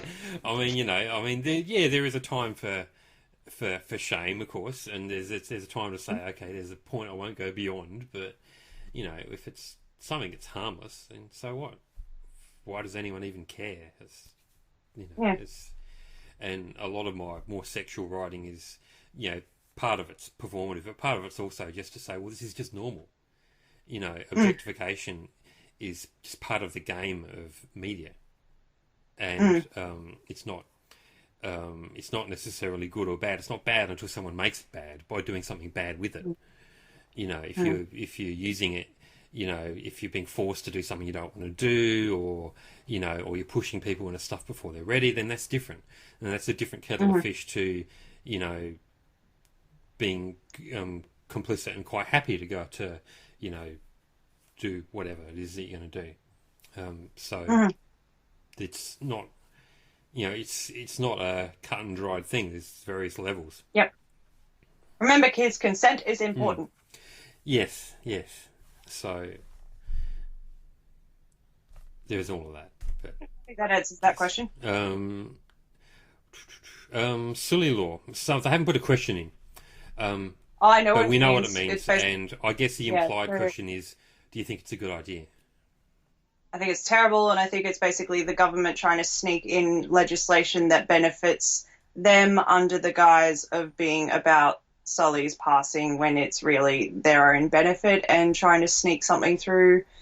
And I think that's, disgusting. Yeah, The way that they're giving her death. It's awful. Yeah. yeah. I mean, I think that I get why a lot of people like the idea of having full names on comments and stuff like that, but to me, that's not really addressing the root problem.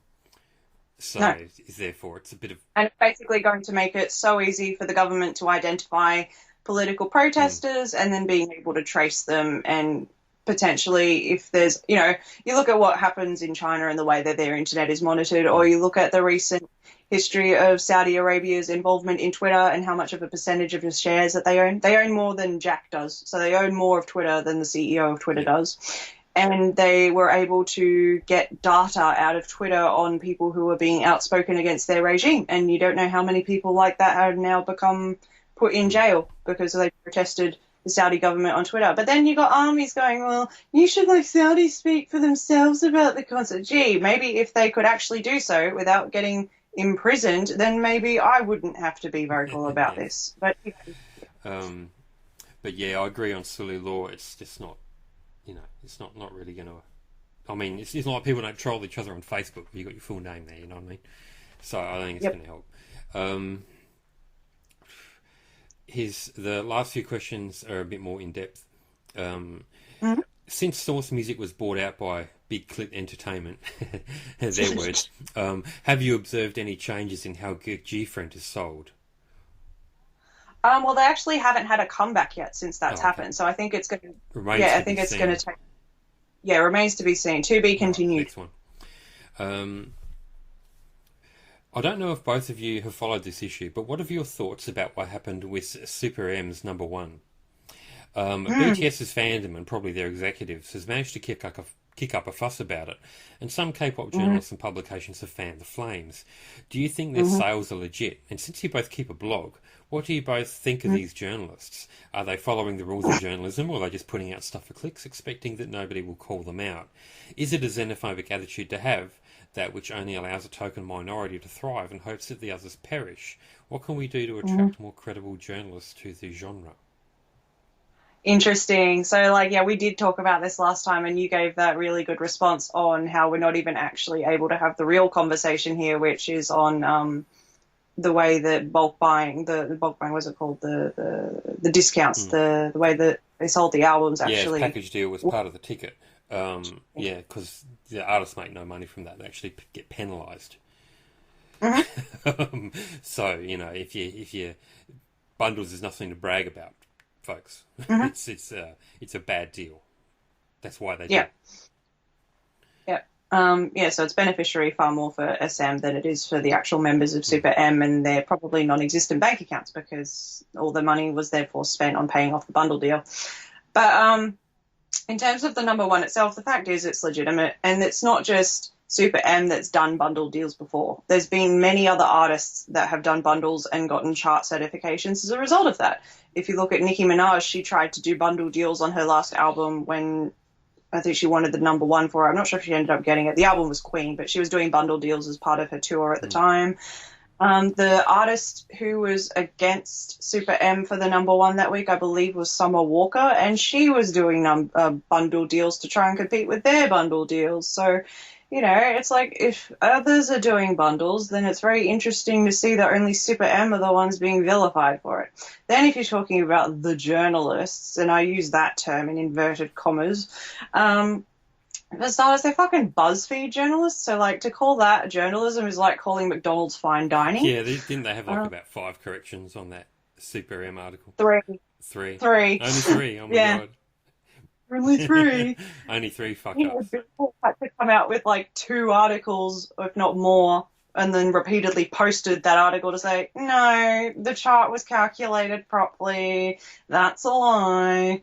But, they never retracted that article. They just put the little annotations at the end and then never addressed it again. And then, yeah, it's interesting that there was another one. I can't remember her name, but it's Go Away with Jay, I think is the Twitter user at. And, of course, she was another one who kind of joined in on the army support and TXT, I always get confused on who they're hating these days. Super M was, Super M bad, army's good, BTS only good people in America. Yeah, she jumped in on that bandwagon. And then one of my friends, I believe someone was shocked that I'm friends with him. His name's Enzo. So someone in the comments was like, she's friends with Enzo? Yes, I am. And the way that she just basically doxed the shit out of him because his 50 followers quoted her tweet saying, where the fuck was this energy when BTS were performing in Saudi Arabia? So, you can criticize Super M for going to America and having a charting album, but you can't criticize BTS for performing at the request of an authoritarian regime. And, her response was, oh, he called me a hag and he looks like this. And she dug through his Twitter. So she would have had to have scrolled back through his history because the selfie wasn't this recent. And I believe I already talked about this. So we're just repeating a bit of history here. But like, she's encouraging doxing of people who dare to criticize her authority. It's like, that's not journalism. That's narcissism. And people seem to think that just because they got a blue tick next to their name that their hot takes are suddenly so much more valid. But essentially all armies have done for themselves is just create this massive echo chamber that does them no favors, and then they cry when they don't get a Grammy. And it's like, you don't think that people in the industry see this? And like they want nothing to do with it because there's no room for valid criticism or valid opinions. It's all about just repeat the same thing everyone else says, and how funny that the people who are saying these opinions also have a link to buy their book on BTS. No, they couldn't possibly be using the fan base to boost their own profits or sales. No, they're just really genuine people. Ugh.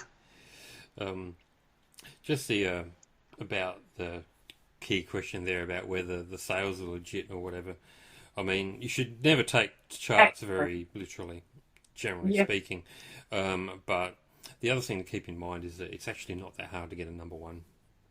In terms of, you don't actually have to sell that much to do it. You just have to be a slow week and you can be a number one. It's the people who are making money are the ones who stay up there. If they're staying up there, then you've got a hit. But yeah, like, regardless, I don't personally like her music, but I think the more I learn about her as a person, she seems quite nice. But Billie Eilish is the huge example of that. Like, her album has been such a massive success. Even though I don't actually like any of the songs on it, I can at least acknowledge success when it's there. At least in terms of physical product, what a lot of people don't realise when it comes to physical product charts is that what counts as a sale is not when you, the consumer, buy the album. That has no bearing on the chart whatsoever. What counts as a sale is when the retailer buys the album from the distributor. Yeah, that's when you get all those K-pop stans who are like, they sent out 200,000 albums, they've sold so many. And it's like, that's not the albums that have actually been sold, that's the albums that have been bought by retailers. In like the early 90s, I think it was Michael Jackson who came out with it's like a double CD called History, which is always, greatest hits up until that point. And it was like number one with a bullet everywhere in the world at the same time. It broke some record at the time, I think, like that. And then, but like a year later, that same double CD was in the bargain bins everywhere. Because it just went off the charts almost as quickly as it came on. And whenever you see that sort of flash in the pan, it's a big hit and then it's not. What's happened is that the retailers have bought a whole ton of the album from the distributors thinking, oh, this is going to be a massive hit, and then that album sits on the shelves and it doesn't sell to the public.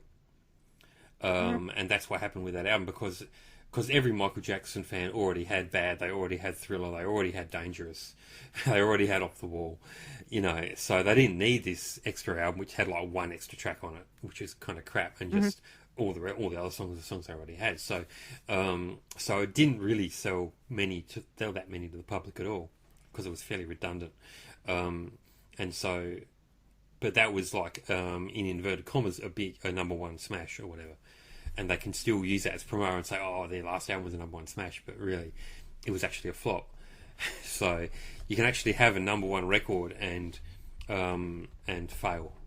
It's very easy to do. Yeah. As a completely different side note, I just want to point out that I've noticed that my microphone at one point wasn't actually connected. So whilst you would have been hearing me, it would have been like the external camera from my laptop and not the actual microphone that I've got plugged in. So I've just fixed that. And if my voice quality suddenly sounds so much better, that is why. You changed about the 30-minute mark in this. I think your audio changed drastically. So, shit. But it didn't get worse. I think it actually improved a bit. So I think you went from bad to slightly better, and now you're sounding really good. Anyway, it doesn't matter. You can hear you clearly all the way through, so it's no big deal. Technical difficulties. We're learning. Okay, we'll just try and do the last ones quickly because we've been doing this for a while. Yeah, well, we're going 3-hour podcast. Yeah, maybe the poor person who's got to write this up. Jesus Christ. That sucks to be you. They're just going to protest and not do it because of that joke. They're going to give up after this one. They're going to be like, oh... They're just going to be like, fuck you, we're done. I agreed to do this, fuck this. Anyway, okay, so next one is really directed at you. I've noticed that while you have your clique on Twitter, very few people managed to speak up about the Saudi concert, and they were drowned out by the fandom. Why do you think this happened? Do you think it's a matter of political ignorance? And why do you think a group such as BTS, who are marketed as UNICEF ambassadors and who have protested against their own government, has managed to attract such an ignorant, narrow-minded fan base? We've kind of already covered the answer to this, haven't we? Pretty much. Do you think it's intentional or the price of fame? But lots of massively popular people who wanted to see them perform have been called out even by their fan base, seeing Nicki Minaj. So why were armies so silent on that day? Yeah, well, I mean, it's to do with how rapidly the fan base is growing as well. So, like, you've just had this influx of fans over such a short period of time that if you imagine this going on like 3 years ago, it would have been almost a completely different outcome, I genuinely think. It's just ever since they went overseas to America and then they changed their concept to adapt to the American market. And, like, of course, you're going to get people flooding this saying, no, they didn't. They stayed exactly as authentic and how they used to be. And it's like, you look at the fucking album credits and the lists of all the names that now exist on all their songs. It's clearly not the same as what it used to be when it was predominantly made by an in-house team.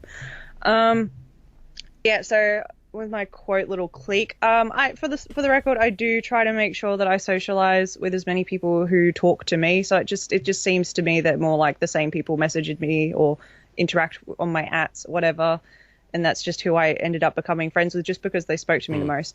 Obviously that's a little bit more different now as well, now that I'm a private account. So yeah, it's like most of the time I'm pretty easy to talk to, kind of. Just don't be an absolute ignorant piece of shit and I'll probably treat you with respect. Maybe. A related note is, how can people follow you? I'll just respond that if I know you're on private, so if you do want to follow AustralianSana, just DM me. I've already had a few people do it, and what I'll do is then I'll just send it over to you and say, do you want to greenlight this person? Yeah. Cool, yeah, so like the main thing that I look at if people are requesting to follow my account, I've still got a few in pending and a few just rejected, because I look at who the account requesting me also follows, and like if I scroll through and there's like 50 people I've got blocked and like one person who I'm following in that list, odds are they're probably someone who's trying to like lurk in my account and then go report back to their group chat or whatever. So like I'm not interested in like being hashtag exposed. I'm like, you know, y'all wanted to bully me off the website, you did that. Y'all wanted to like make me a private account with no influence, you did that. And then like, guess what, issues still exist. You know, I'm kind of like waiting for the day when people realize that I'm not this secret mastermind pulling all the strings and orchestrating everything that's happening. It's more like I'm the voice that was trying to like help warn people about these things so we could fix it before it became a fucking issue. Like, I mean, look at how everyone now has suddenly decided that it's acceptable to ask Big Hit for subs. People like me and my clique have been asking for that for like over a year, if not longer, and we've been openly critical about that for a very long time, and we got fucking dragged to filth for it.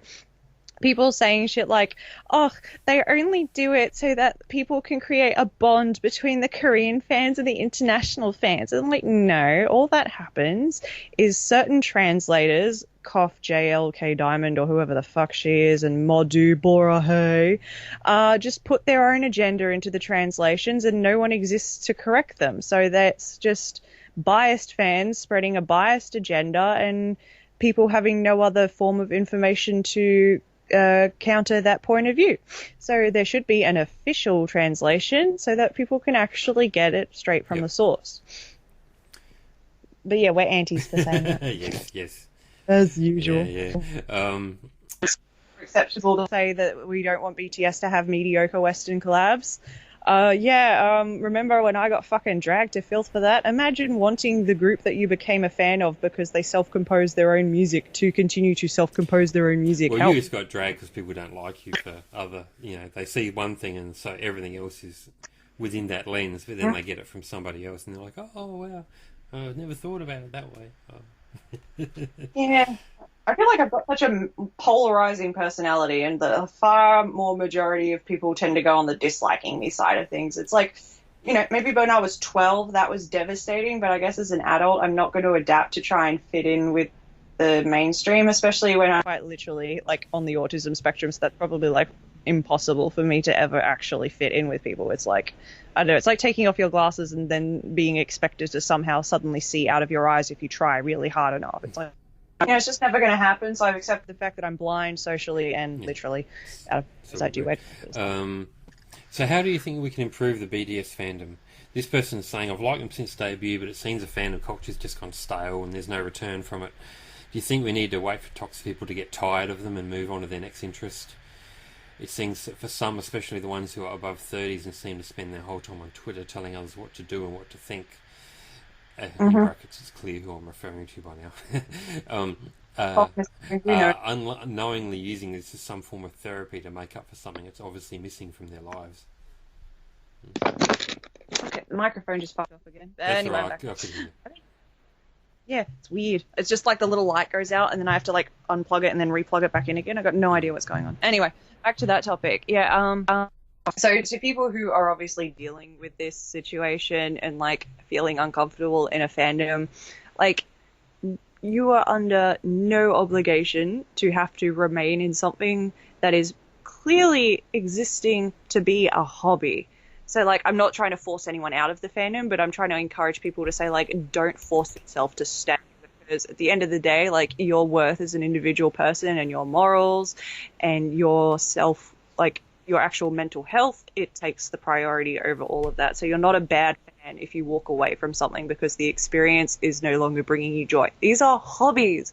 We are the paying customers. We should be able to voice opinions of things that we are investing our money into.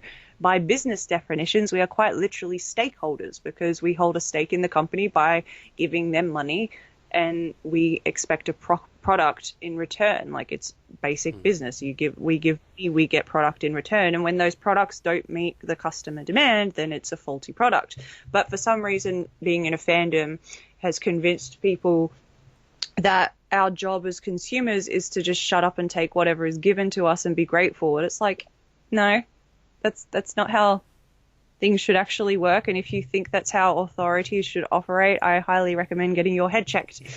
And that probably is, again, no surprise why those people with those opinions are Republicans. But, you know, BTS just had to go to America, just had to go to the VMAs. I hope selling their souls was worth it. So for anyone who is, like, in that side of things, like, I'm on the fence in terms of, like, I've managed to find a niche group of people who share similar point of views that I do. Some things I don't agree with, they don't agree with mine, but at the end of the day, we can at least respect each other for the sense that we're people who I guess have been ostracized for being outspokenly critical at times.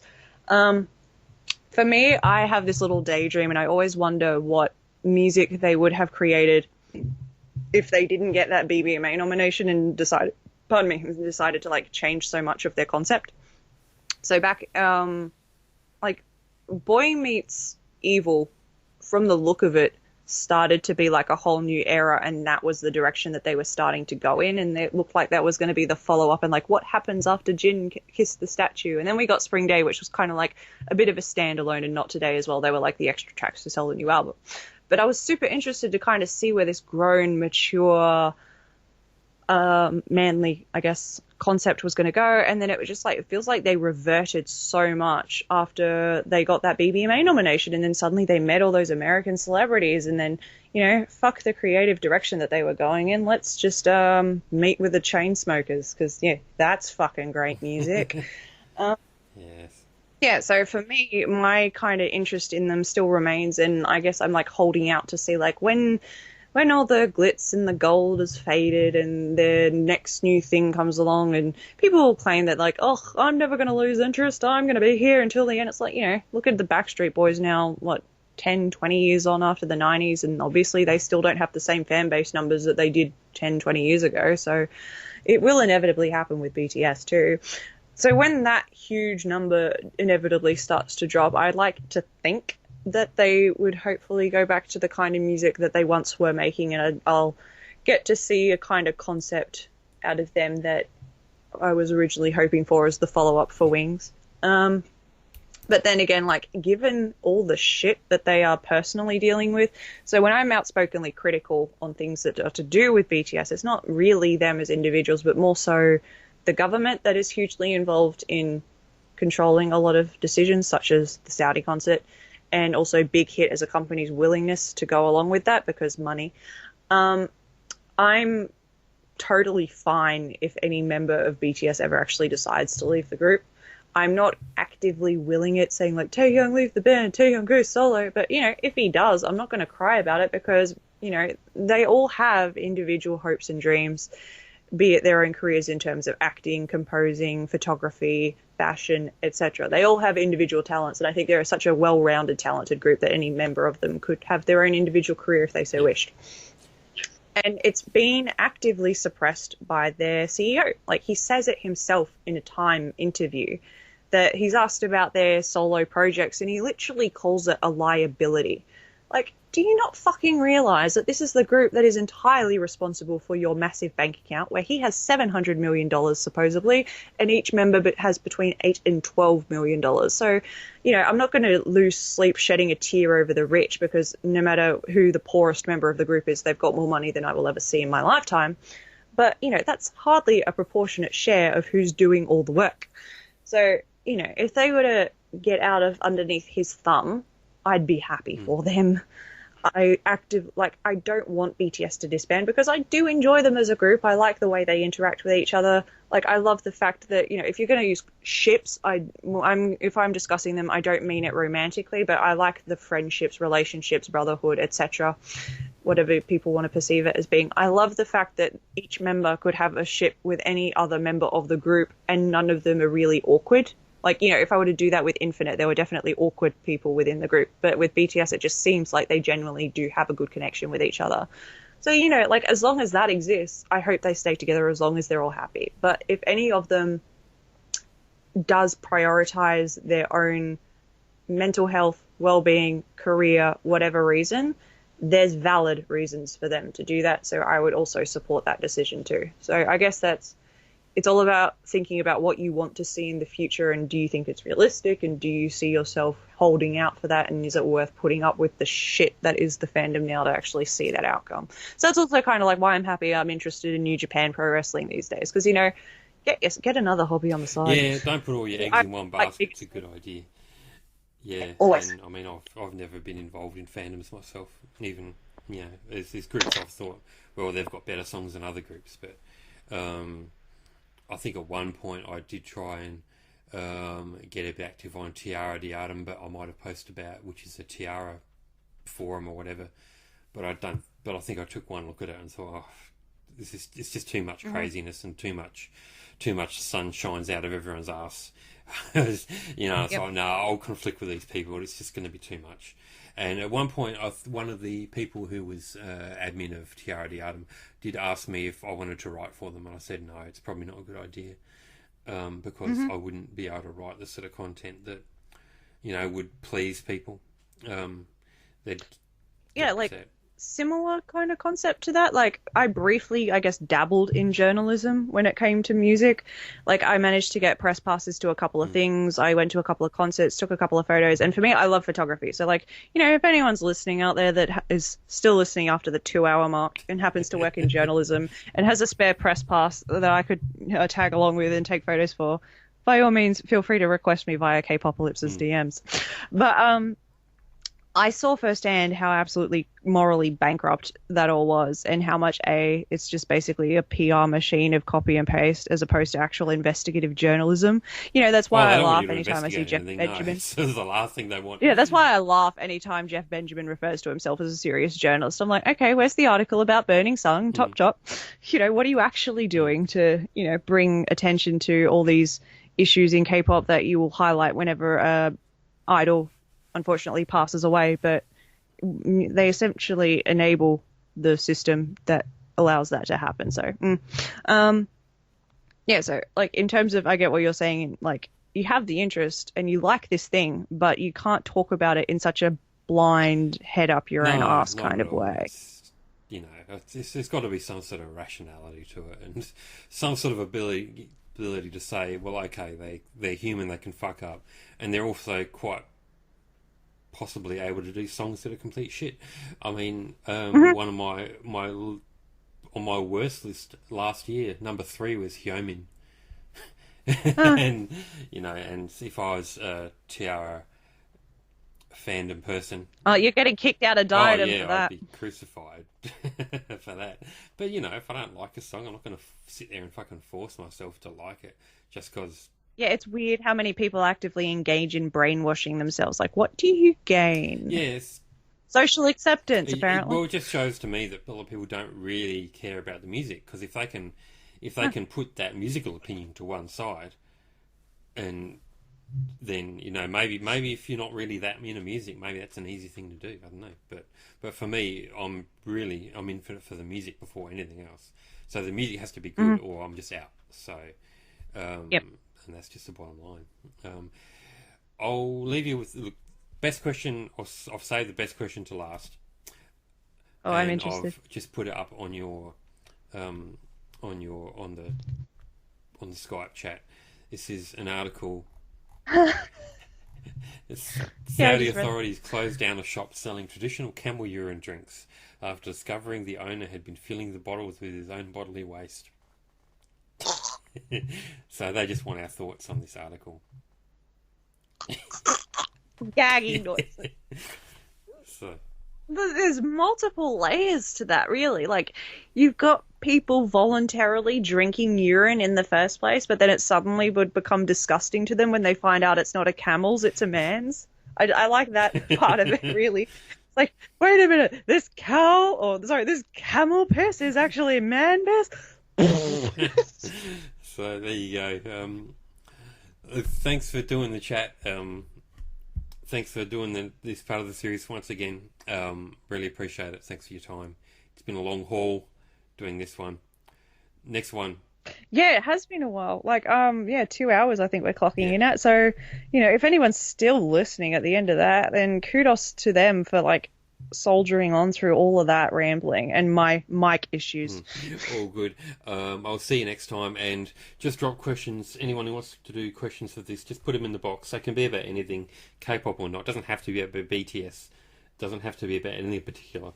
Just, put them in there and we'll probably get to them. There's a couple I missed out, but they were just kind of repeats of things we'd already covered. So, Yeah, that's fair. But if you just put stuff in and we'll talk about it. And yeah, so thanks very much. And Cool. I'll see you next time. No All right, worries, thank bye. you.